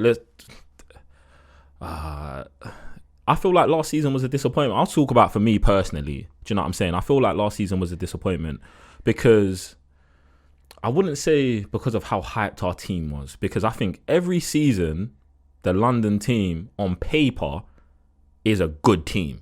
Do you know what I'm saying? Like every season. So last season it was like, oh, okay, we've got a really good team and we're going to Europe. Do you know what I'm saying? So it's like, all right, they've got to win everything. But like, that's just disrespecting basketball in general. Like, putting 10 names on a piece of paper and throwing a ball up and saying this team's gonna win 100% of the time is disrespecting the sport of basketball. Like, people should understand. Like, you've watched enough basketball to know on any given day, any team can win, anyone can play bad and stuff. And I'm not saying that the issues we had was guys weren't playing well and all that other stuff. It's just like, this basketball's not that simple. It's just not that simple. And anyone who says it is, I believe they don't understand the nuances of basketball. So, like, yeah, we had a really good team and like on paper, but like, I just don't feel like it came together correctly at the right time. Like, yeah, there was lots of factors involved in it, but I just don't feel like we did what was necessary as an organization to make that season a success. Because I believe that, I don't say we could have won for, obviously we could have won for, or we could have swept. We could have won everything, or maybe people think we should have won everything, but it's just not that simple as having the best players. You get me? You got to be firing at the right time. You've got to have spent the right amount of time together. You've got to have had the right conversations. You've got to have a system that works for everyone, or at least you've got to have the right amount of guys sacrificing and the right amount of guys understanding that other guys are sacrificing and they're going to do what they need to do. Like, it is so much stuff goes into like winning. So was it a disappointment for me personally as being a captain of that team? 100%. I feel like all the time, Joe, could you have done more? Should you have done more? And this is why I always, from past experience, say what I have to say when I need to say it, because I'm not on having that feeling of you thought about saying it, you didn't say it, now outcome is here and it's too late to be like, I'm just going to say it. If it hurts someone, like if I've got to sit a star player down, a star player or a bench player down and say, bro, you ain't playing, that's the best thing for the team, I'm going to do it. Do you know what I'm saying? I'm going to tell man, listen, it's not the conversation I want to have, boom, boom, boom, but like for the best of the team, like, bro, like this is really what it is. And that might not be my job. That might be someone else's job. But when I was at the Lions, that was a responsibility I felt that I had to have. Do you get what I'm saying? And that comes in many shapes, forms, and whatever, like different difficult conversations. And when things aren't lining up right, the results are gonna, do you know what I'm saying? The results will tell you the story. Do you know what I'm saying? So, was it made that much more difficult by having such a big roster that obviously guys had to sit out every game during the BBL season? Yeah, maybe, potentially. Yeah, I feel like that was definitely a factor. Do you know what I'm saying? I mean, I couldn't say how much of a factor it is. Like, yeah, you just don't know how it would have played out any other way. Yeah. Like, and it's also all down to the individuals. You know what I'm saying? If you've got guys who understand their role, if you're transparent with guys about what their role is, they're still not gonna like it, but they might, one, respect you for it. You'll find out the character of that person, and then you'll have a better understanding of how to navigate the situation. Yeah. Like, listen, we've got 15 players. I've told this guy, listen, you're playing once every 10 games at max, and if you're playing, you might get 3 minutes. If I go in there and tell him that, day of the game, he can't be mad at me. He's going to be mad because he's a competitor, he's a player, and he wants to get out there, but I've told him, and we're fully, like, there's no secrets here. But like, if I don't say nothing, and then it just happens, there's potential issue, because then he's like, oh man, coach just didn't do this, coach didn't do that, like, and it trickles. Yeah. Like that can be the start of something. Yeah. I'm not saying either of these things are happening. I'm just saying these are scenarios that affect things. Do you know what I'm saying? So yeah, it could be. How much did you've mentioned 777 a bit in this conversation, and there's been a lot of talk about sort of their involvement with the Lions, obviously taking over the Lions and the budget that the Lions have to operate with now and everything else. How much internally did things change for the Lions last season under new ownership? Yeah, I think I want to say pretty much everything got better. Everything improved. You know, anything that I would say, involved. If money could make it better, it probably did. But then at the same time, there's things that money can't buy. There's things that money can't buy. Do you get me? Money can't buy better team chemistry. So, does it help? Yes. Will it get you a championship or all the championships? It didn't last season. So I'll put it like that. You get me? Yeah. How much was it? I mean, maybe it's a stupid question, but I'd just be interested to hear your opinion on it. But like, obviously, COVID, one impacting the European run, and then of course the famous final where you were wiped out, heading into that was a cup final, wasn't it? In January. Yes. Yeah. Can you talk about those kind of two situations and sort of what went down and like what was the internal conversations around it all? Firstly, I want to say that all COVID protocols were followed. Just for anyone else out there who's, I don't know, I just don't need it. Yeah, but I don't know, man.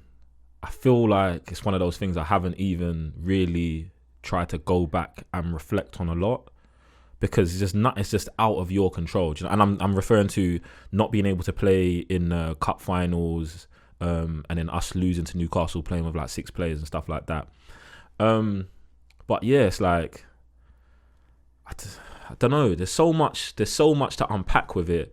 But it's like there's nothing you can. You're just in a situation you can't control, and the guys that can play went out and played. Like, I mean, and put up a good fight too. Yeah, do you know what I'm saying? And it's like, obviously, like, just I wanted them to win.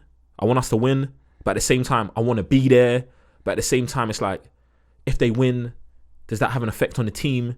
That half of us wasn't there, and half of us like there's so many things that like could have happened or transpired through that. So I don't know. I just feel like COVID like was a bitch. Do you know what I'm saying? Like, it ended the season before, late, and I'm gonna say maybe potentially took away a league title, potentially a good run to the playoff final, and then obviously the next season we lose the cup. COVID again. Do you know what I'm saying? And it's like, I could complain about maybe missing silverware in the trophy cabinet, but it is what it is. People's health and safety is more important than us playing basketball. I'm fully aware of that. So it just is what it is. Yeah. Get me? Tough situation, man. Very. The European thing, I think that really hurt as well. Like, even like just the psyche of the team, the morale of the team, because it's like, for a lot of the guys, like, we're here for this. Do you know what I'm saying? I signed this contract and knowing we're going to get to play in Europe, we're going to be in this competition. Do you know what I'm saying? So then when that doesn't happen, like the main event of your season, and I'm not trying to like disrespect how important the BBL season is, but like if you're playing in Europe, this is the main event. Yeah. Like, that doesn't happen, you're just kind of like, there was deflation. Do you know what I'm saying? So maybe that played a role in then the chemistry and the mindset of what was going to happen later on in the season.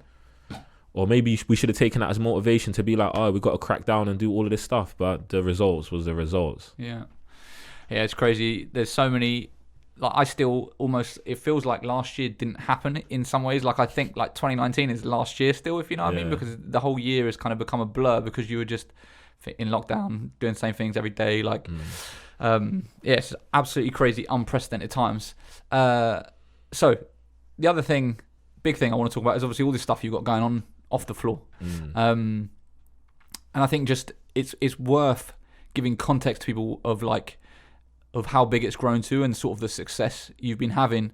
And I don't think people will mind you saying, but I remember I was having a conversation, I think it was either last year or the year before, and you basically saying, well, I don't need to play basketball anymore. Like, my stuff is doing so well that like this can support me now. I'm doing basketball still because I love it. I want to do it. So it's kind of grown beyond being a side hustle, you know. Yeah, I mean, alright. So I'm part of a team that runs a YouTube channel called the Cyber Nerds. We've got 150,000 subscribers on YouTube. We talk about movies and games and stuff like that, just kind of like our childhood passions and media and stuff. And yeah, like we started it because I felt like at the time there was nowhere for us to talk to other people who were similar to us about said things. So then we was just like, look, we kind of made a secret Facebook group where like you had to be invite only. It was like Fight Club. And then this thing just kind of grew. There was hundreds of people in it, and we was talking, and we was doing this from like 2013 to 2016. So then one day in fact, it was like a democracy. So I went in a group one day and I was like, well, me and the boys, we had decided, we was like, look, we're taking this out the basement. Project Mayhem's happening. That's a Fight Club reference for anyone else who's deep into it. Get me? So like, we asked the group, because it was democracy, guys, look, bang, we want to go public. We think that this thing could be amazing. And the answer from the whole group was no. Do you know what I'm saying? The majority of the group was like, no, we love that this is secret. We love that people do not know that this is who we really are here. And then, bruh, it was like getting hit by a car, innit? So like, there was like 6 people who said yes to it. So then we were having a meeting and we was just like, yo, so what are we going to do? It was like, look, we just got to do it. We'll just do it with the 6 of us. So we was like, all right, cool. Told the people in the groups what we're doing. Bang. Did it. Started the Cyber Nerds. With 6 of us. Now stuff happened and the 6 turned to 3 of us. Do you get what I'm saying? And I'm gonna say that was the best thing that could have happened to us. We started making videos, started talking about the stuff we want to talk about, movies, games, blah blah. A couple people started liking the videos. Bang, more stuff started snowball effect. Obviously, this is happening while I'm still trading every day, playing the games, captain of the team, all of that. And it's just growing and growing and growing. And then as we're going along, Raven quits his job. He was a substitute teacher at the time. And then Sam leaves his job as well. He was an IT technician in the city for Rotary, I think, something like that. And then, yeah, bang.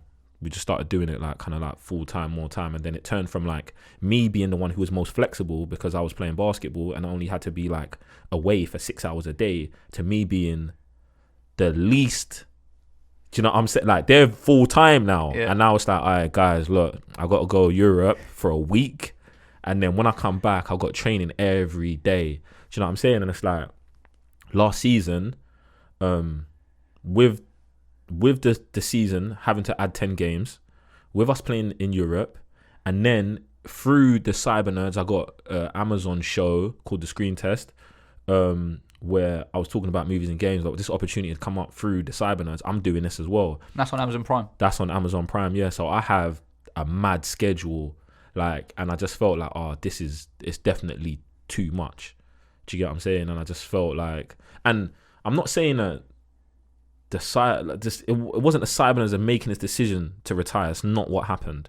It was like, it was legitly the natural progression of things, and these just happened to, I feel like, blossom all at the same time. Yeah. So that's what happened there. So yeah, it's been pretty like good and pretty successful. It's been open like lots of opportunities and doors for us to do, and I get to hang out with my 2 boys and talk about movies and superheroes and stuff. So it's like that. When you started it, did you start with the intention of knowing this could become a business? I'm gonna say yes and no, because obviously business is my thing, like from school. So it's like, I'm very aware of where this could go, but the driving force of the channel was 100% passion. Do you know what I'm saying? Like, I remember us having so many conversations about, yo, don't talk to me about money. Don't think about the money. Forget money. Forget it. Let's just make what we want to make, and it will handle itself. Do you get what I'm saying? That was always my mindset, like, for the longest time. Yeah, and I feel like that's just kind of how I am. Like, I feel like I run off passion, not necessarily off money. Do you get what I'm saying? So, yeah, we're good. For my own selfish interests, when you talk about sort of the income and how it's generating revenue, like, what is the breakdown? Like, obviously I've seen you got a Patreon, you got like 700 subscribers on Patreon, which is not a small amount by any means in imagination. Obviously you got the YouTube making money, got a bit of merchandise as well. Like, what am I missing? What are the other parts? Kind of like, how does it all come together to be able to essentially support 3 people full time? I mean, it's just about just doing all of it, like trying not to spread yourself thin and maximizing where you can, and like,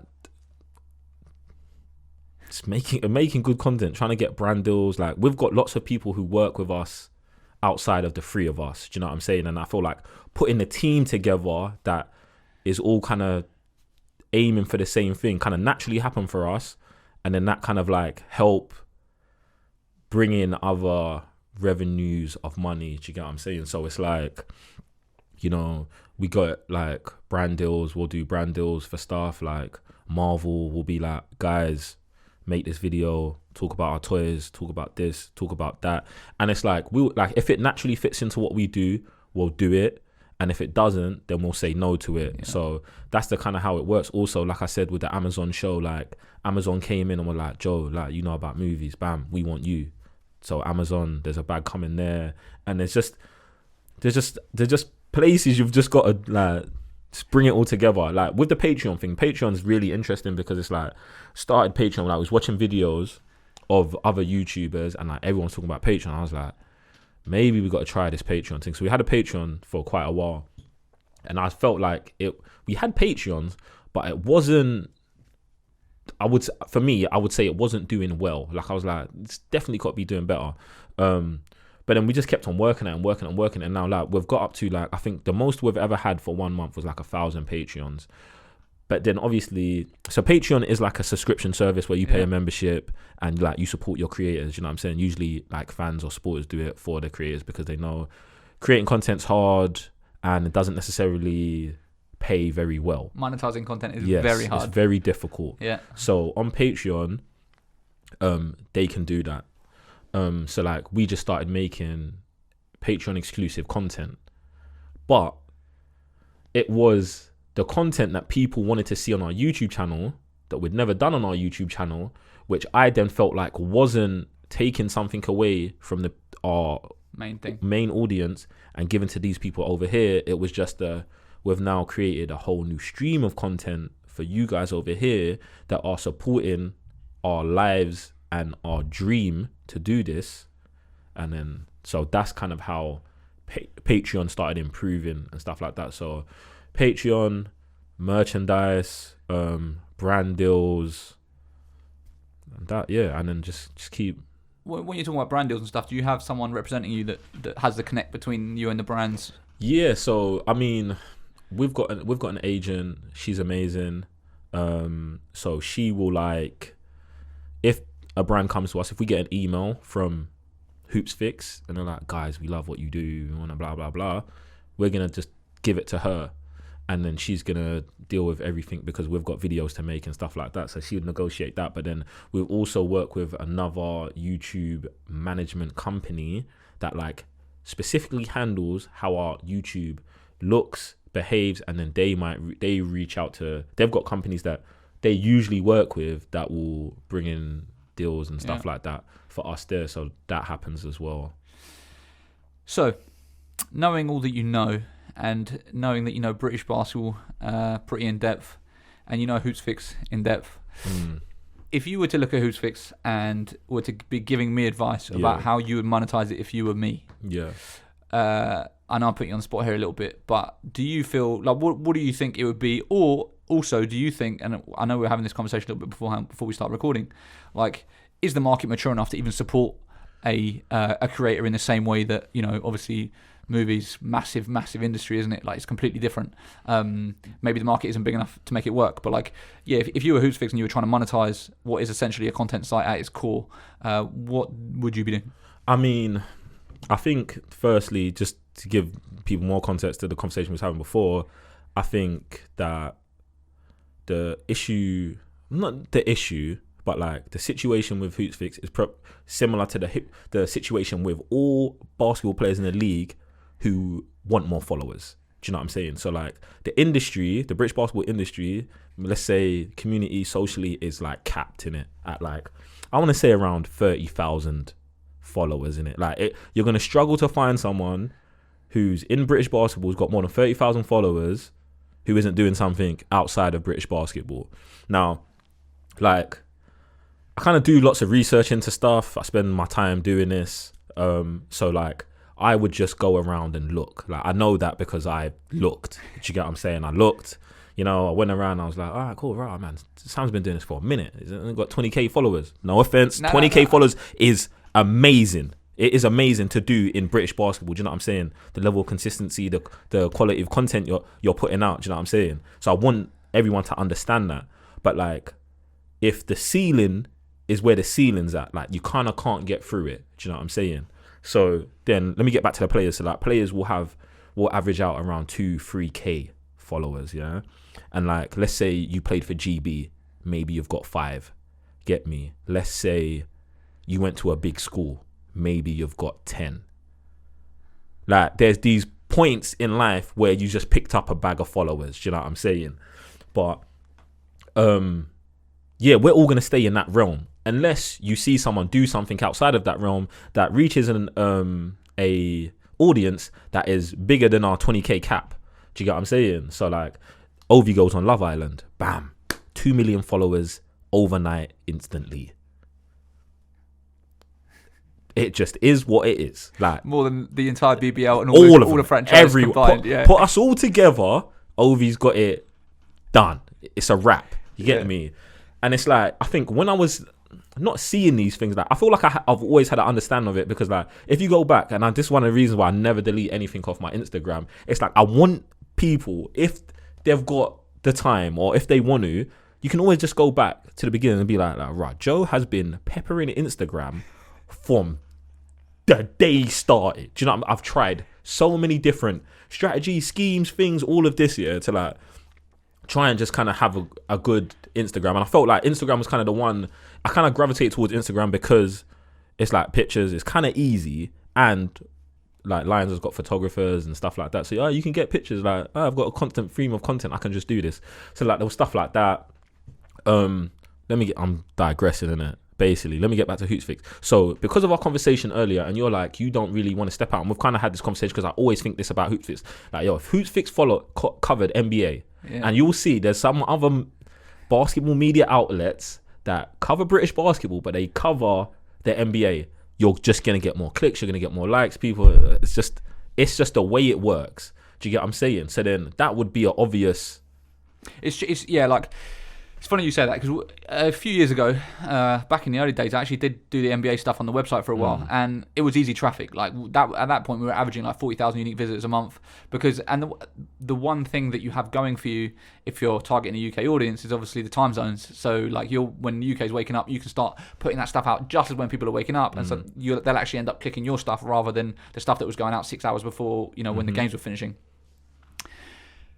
The reason I stopped, one, like I said to you before, is that I really feel like my skill set, what I want to do is within British basketball. But two, in terms of value to the market, to the NBA market that I can bring, I don't think there is anyone in the UK that can really do better than what the American journalists and content creators can do with access to the games, access to the players, all of that kind of stuff. Do you know what I mean? 100%, but we're not talking about that. We're not talking about the level of content we're creating. We're just talking about monetizing it, growing grow. And this is where it comes down to like who you are as an individual, the kind of like ethos you want your business to have. And like we sat here spoke for an hour talking about like your passion for British basketball. Yeah.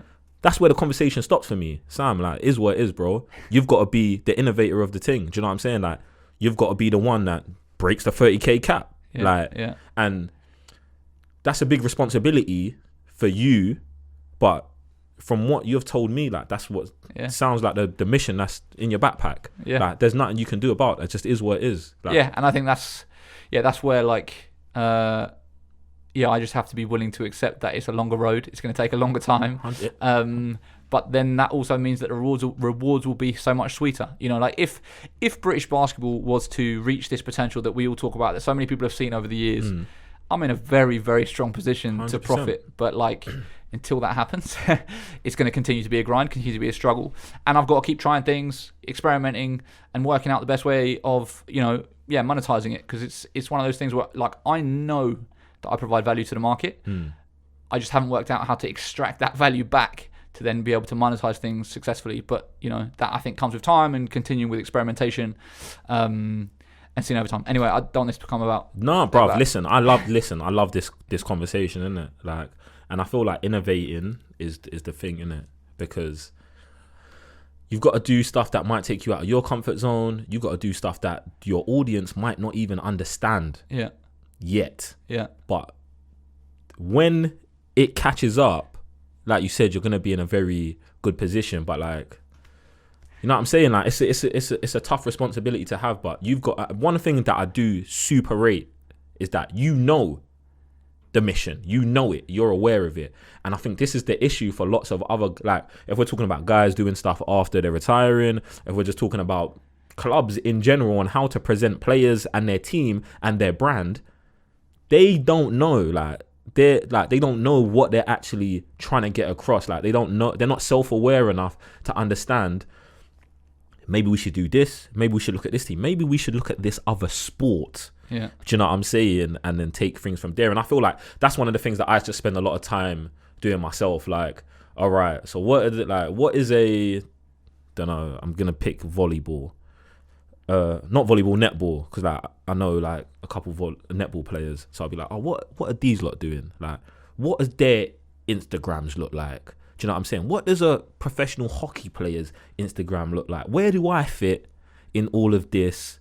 How should this be presented? How should that be presented? Yeah. And then I will try to present that like honestly and organically about myself.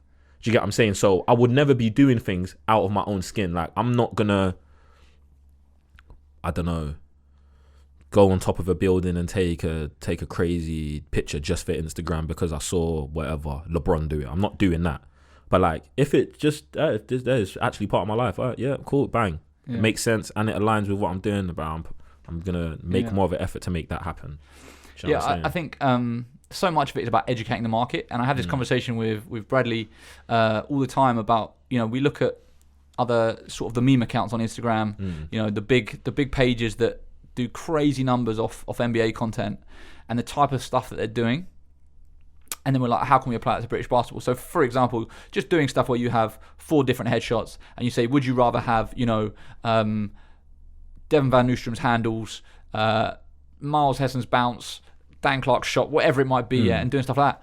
The problem is, at this point, you do that, you won't even get a response because people don't even know who those players are and what they have and what their attributes are. So they can't even make that choice. Yeah. So a large part of it's like really starting from the bottom, where it's like, okay, well, the first stage is you actually have to make these players' personalities. People know who they are. People know what they can bring to a game. All that kind of stuff. And so, sorry, it's so crazy because it's like, that shouldn't be Hoopsfix's responsibility. Yeah. Do you know what I'm saying? Yeah. Like, and this gets into the teams, how you're supposed to be presenting players, how you're supposed to be presenting yourself. Like, if all of that stuff was kind of handled, you'd have an easier job. Yeah, for sure. Do you know what I'm saying? Yeah. And it's like, so now what are you going to do, Hoopsfix? Are you going to start up a workshop and tell players how they should be presenting themselves? So 10 years from now, let's say 20 years from now, you know what I'm saying? It's easier for you to do it. Yeah.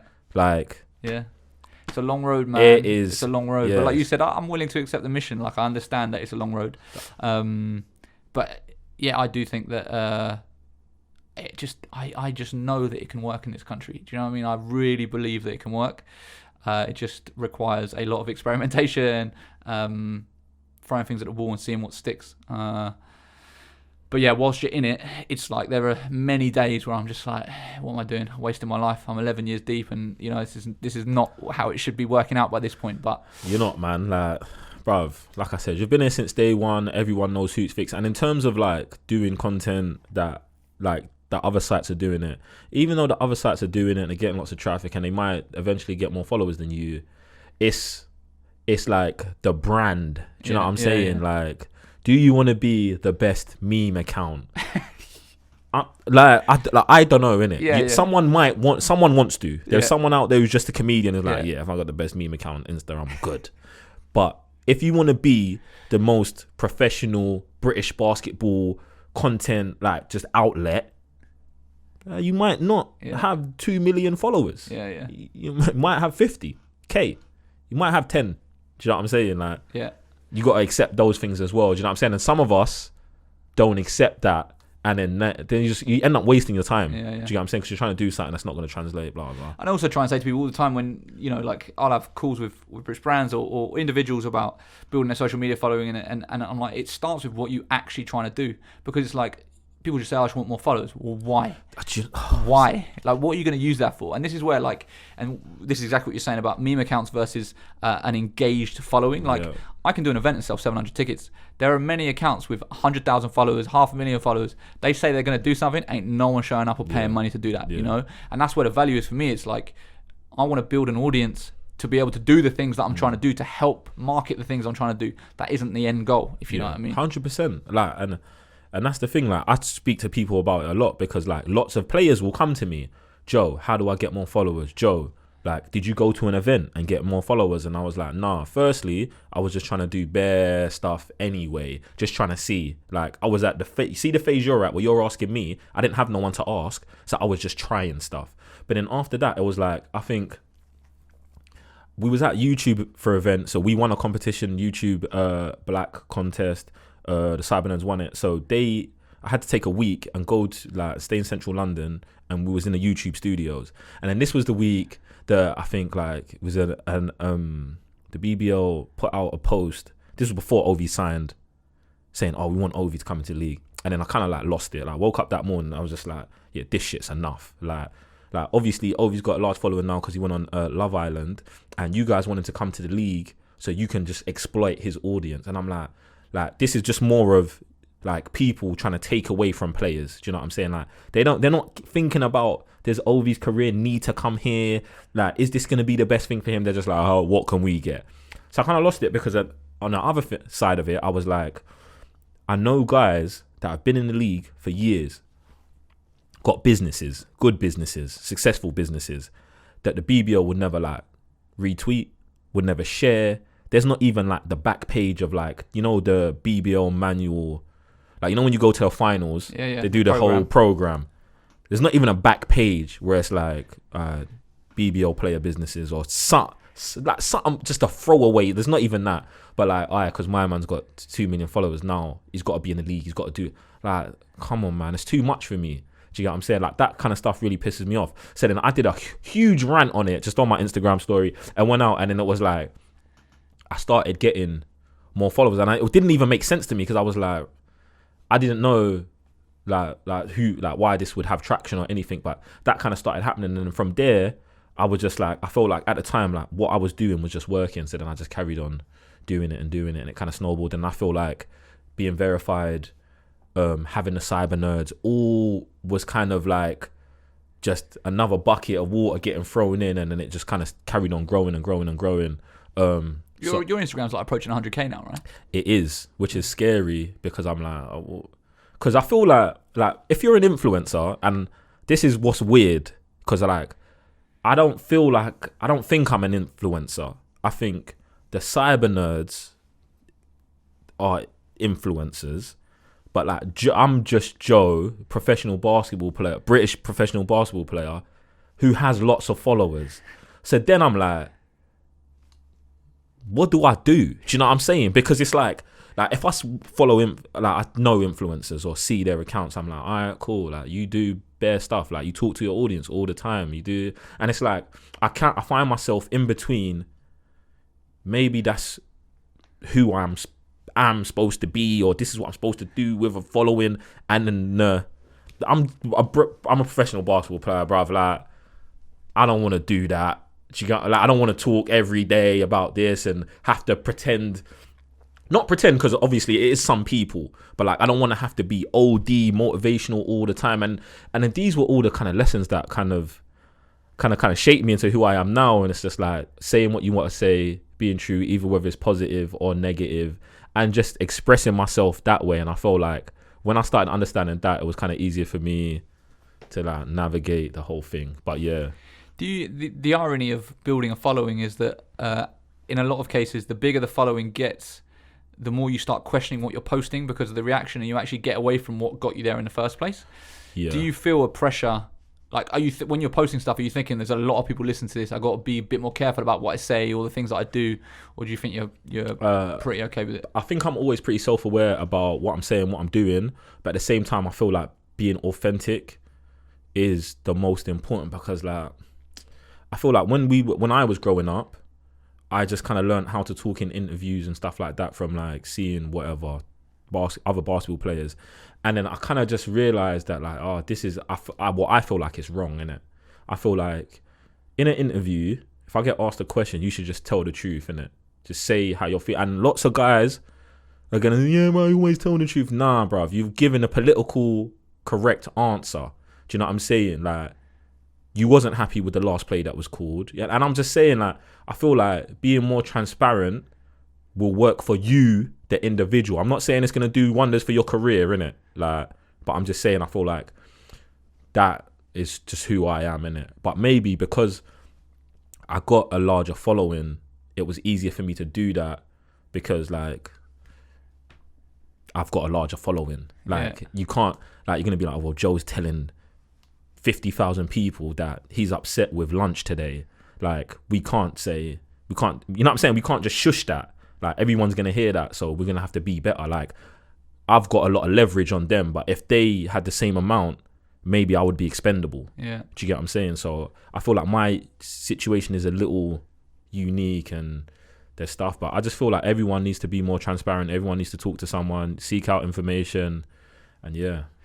When you talk about sort of the importance of a personal brand for an athlete, you know, especially I think it's become a bit of a talking point over the last few months when, you know, college players are now allowed to profit from their name, image and likeness.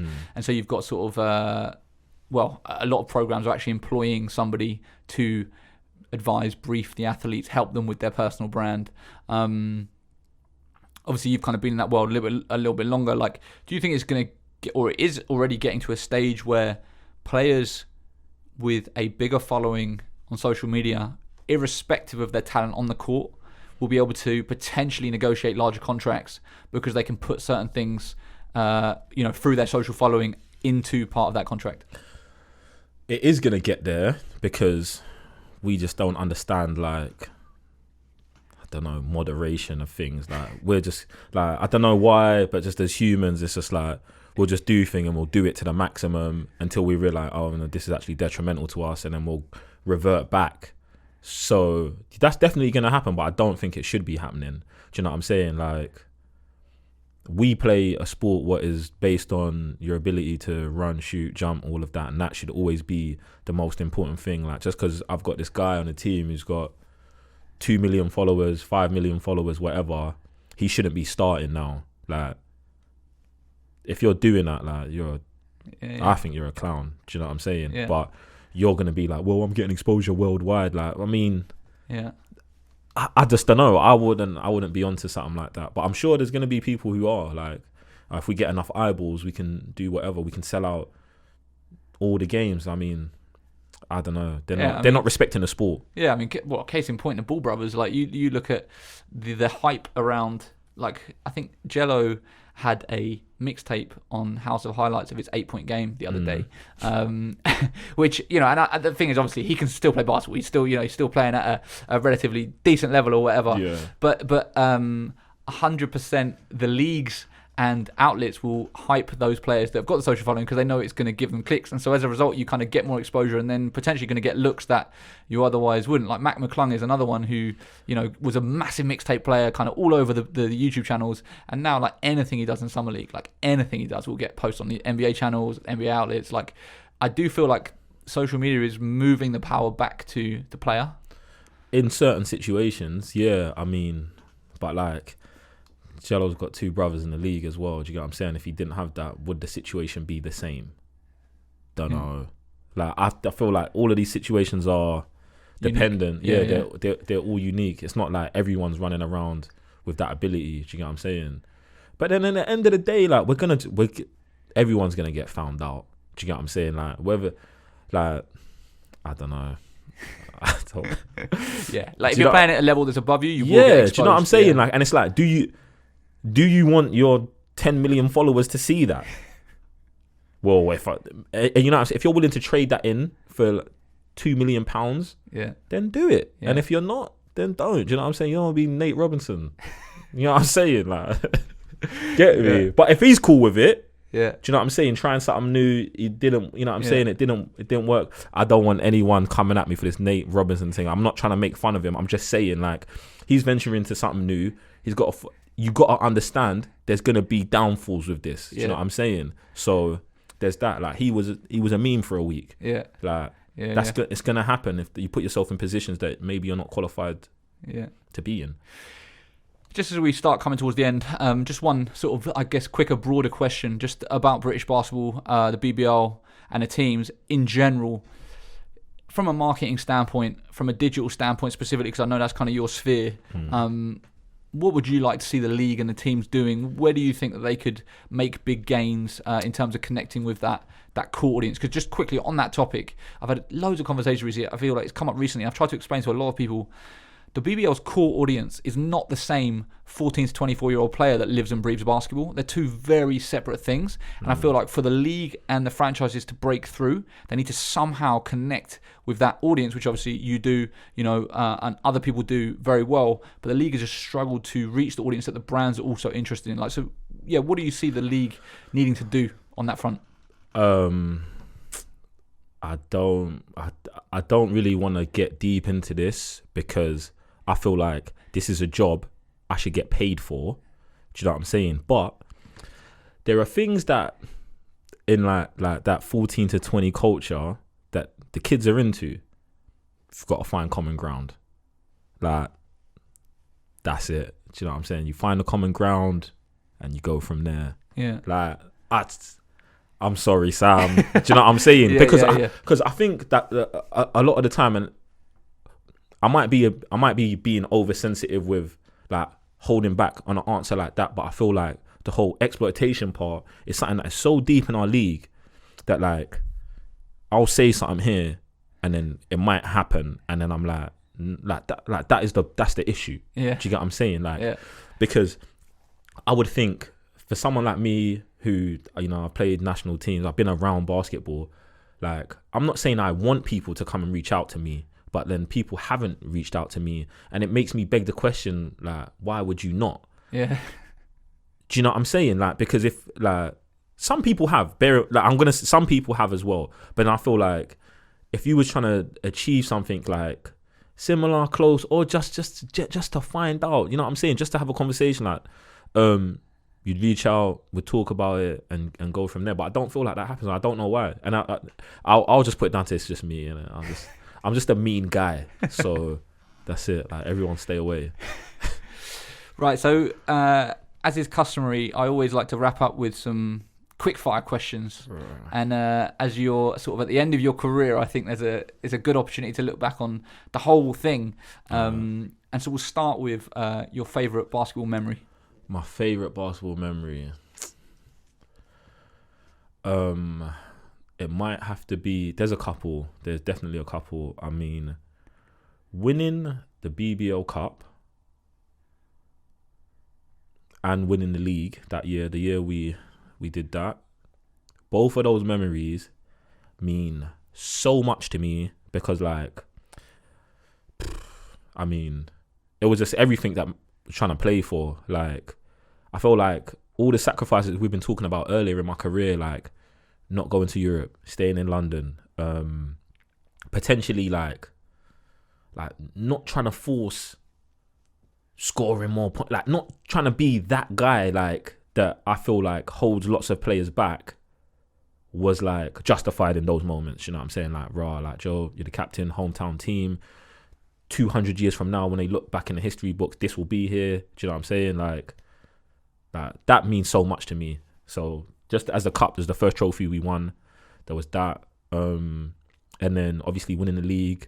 And then we ended up winning the league in Newcastle, which, I mean, I don't want to make a big deal out of, but I feel like was just some sort of like poetic moment. Do you know what I'm saying? Like, I super love Newcastle, and one thing I love about Newcastle were their fans, because even though I was there for I wasn't even there for a full season, like, they are always so good to me. Like, they're so nice. You know what I'm saying? They always message me. They're always checking if I'm all right. Like, they were big supporters of me. Like, when I had my issue with the Lions, which I was like, this is kind of crazy, because I never really ever considered going back to Newcastle. Like I said, I felt like it was the worst basketball year. But like, I did have a good time there. Do you know what I'm saying? It's supposed to be quick fire questions, you know. All right, cool. But yeah, the cup, the season, winning the league, making it to the Commonwealth Games, I felt like that was just a huge accomplishment for myself. I really wanted to make it. Do you know what I'm saying? And I know lots of players never ever say those kind of things, like, especially when they don't make it. But I really wanted to be on the team, and I made it to the team. So like, I thought like that was a great thing for me to do, especially it being like the last time I play internationally, like going to Commonwealth Games. And then obviously they don't even have 5-on-5 anymore, so, which I think's mad. So if you guys are listening, yeah, I think you guys are crazy for that. But I think it depends on the host nation and what they want to do. So I think it could potentially be back. The sports change depend on the country that what they want to run. It's in Birmingham, isn't it? Well, yeah, exactly. And we don't decided want that year that it was 3-on-3 supposedly. Anyway. Then favorite coach you've ever played for? Oh, come on. I'm gonna say Mark, and this is too hard. This is too hard of a question. It's too hard of a question because so many coaches, like every coach I've had, except for one, I feel like has helped shape who I am today. I have a real deep connection with. Yeah. So I can't do that one, man. Can't do that one. Sorry. Best doesn't matter what they did at senior level, but the best British junior player that you've ever seen. I'm gonna say this might sound crazy, but no, I don't think Paul Guige, yeah, at 16 was a fully grown man. Like, nah, brother. When he came to I remember him coming to Whitechapel to play. He's playing under 18s. Yeah, he's like, I don't know, 15 at the time. Yeah, like Paul was nice. Do you know what I'm saying? Like the nicest. Even Ben Eves in age group was a savage. Well, he ended up going to UConn, didn't he? So yeah. He was a savage. I remember him giving like 33 to Portugal when we was there, and I was just like, raw, like how. Yeah, them two pop into mind. As yeah, man. Best individual performance you've ever witnessed? I've witnessed. I'm gonna say Charles Smith, at the tender age of 49, gave Durham 49 points. My rookie year at Newcastle. He was 49, the 39 or 40? 39. So 39. I was gonna say. Whoa, yeah, at 39, he's 39 years old, and he gave him 49. That was magical. Get me? Like, yeah, like he was giving them work. I just feel like Charles is so like unguardable. Like practice was long if you was guarding Charles. Bro, he's 6'8". He's got this turnaround fadeaway. Like, no, the answer's no, bro. And then his post game, and then yeah, he played defense well. Like Charles, Charles didn't talk to me for like the first 2 months I was at Newcastle. And I didn't get it until like last week. Do you know what I'm saying? I was just like, you've had hundreds of teammates. You've had hundreds. I get it, man. Like, yeah. What do you think is your best individual performance of your career? Of my career? Yeah. It's probably going to be like,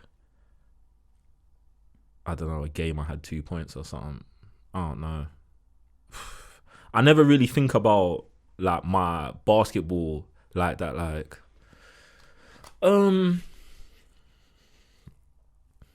yeah, I mean, it doesn't even need to be a statistical output, but where you just thought you were just in a zone at both ends, whatever it might be, and just played as you'd want to play, you know? As I'd want to play. I wouldn't say like it's I'll just say it's individual moments. I feel like the moment in the playoffs where we was playing against Worcester, and then I don't know, it was like the second leg, Justin shoots, misses a shot, comes to me, I take a huge step back, shoot it, hit a three, and then we go through to the next round of the playoffs.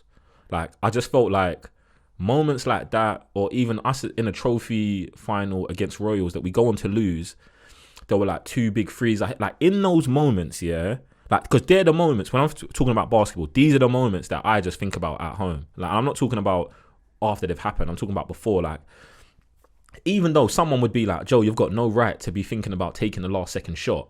That's the only, like, I only really, like, I get super gassed to play when, like, everything is on the line. Do you know what I'm saying? And I feel like, and this is what I felt like when we went to Europe at the beginning of the season, and like I felt like I played well in the game against Neptunus, right? Yeah, we played against us. Yeah, we played against them, and I felt like I played well, and it was just like these are the games that like I live to play. Do you know what I'm saying? Like it might sound crazy, but like during like regular season games and stuff like this, like I'm not saying I'm not interested. I understand how important these games are, like to win every game.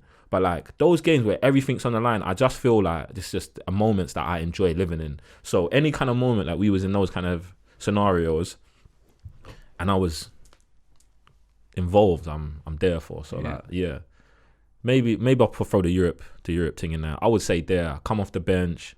Energy, have a couple good points, get us going. That's you talked me into that one, but yeah, that's a good one. I felt like I played how I would want to. I presented myself how I wanted to present myself that game. But yeah, like it's all of this don't matter when you lose the game, innit? So. And then finally, the future, next 3 to 5 years. Where do you want to be? What are the big things that you're working on? What should we be looking out for from Joe? Sam, I'm gonna continue working on the YouTube channel. That's like a big priority. There's other things that past YouTube that I'm just trying to stick my toe into and investigate just around.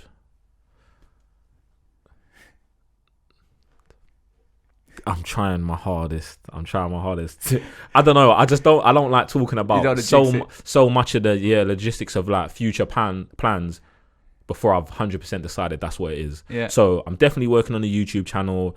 I'd like to stay involved with British basketball at some capacity because I feel like for British basketball,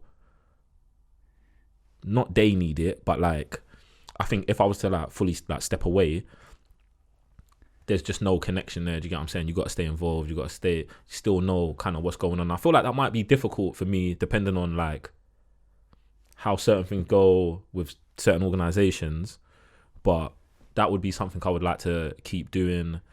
And yeah, just like, I don't know, just enjoy my life, innit? Do you know what I'm saying?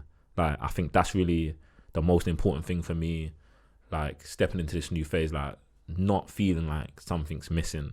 And right now I don't feel like that, and I don't think I'm gonna feel like that, but like I can't tell the future, innit? Like maybe when it gets to December and I'm like, like I might miss practice or something like that. So I don't know, but next 3 to 5 years, I'm just gonna say we're gonna work on a YouTube channel. And we'll keep tuned to see anything new that drops. But Joe, thank you so much for coming through. It is much appreciated. It's been a long time coming, and you know, obviously to be willing to come on this platform and obviously announce your retirement, it is a huge honour. It's been a pleasure to follow your career. Looking forward to seeing everything you have in your back pocket for the next few years. I wish you all the best with it. Sam, appreciate you for that. Just being you, doing what you do. Don't stop. And you know what I'm saying? Get the mission done. Do you know what I'm saying? If there's any way I can help, I'm available. I'm around. 100%. Thank you, Joe.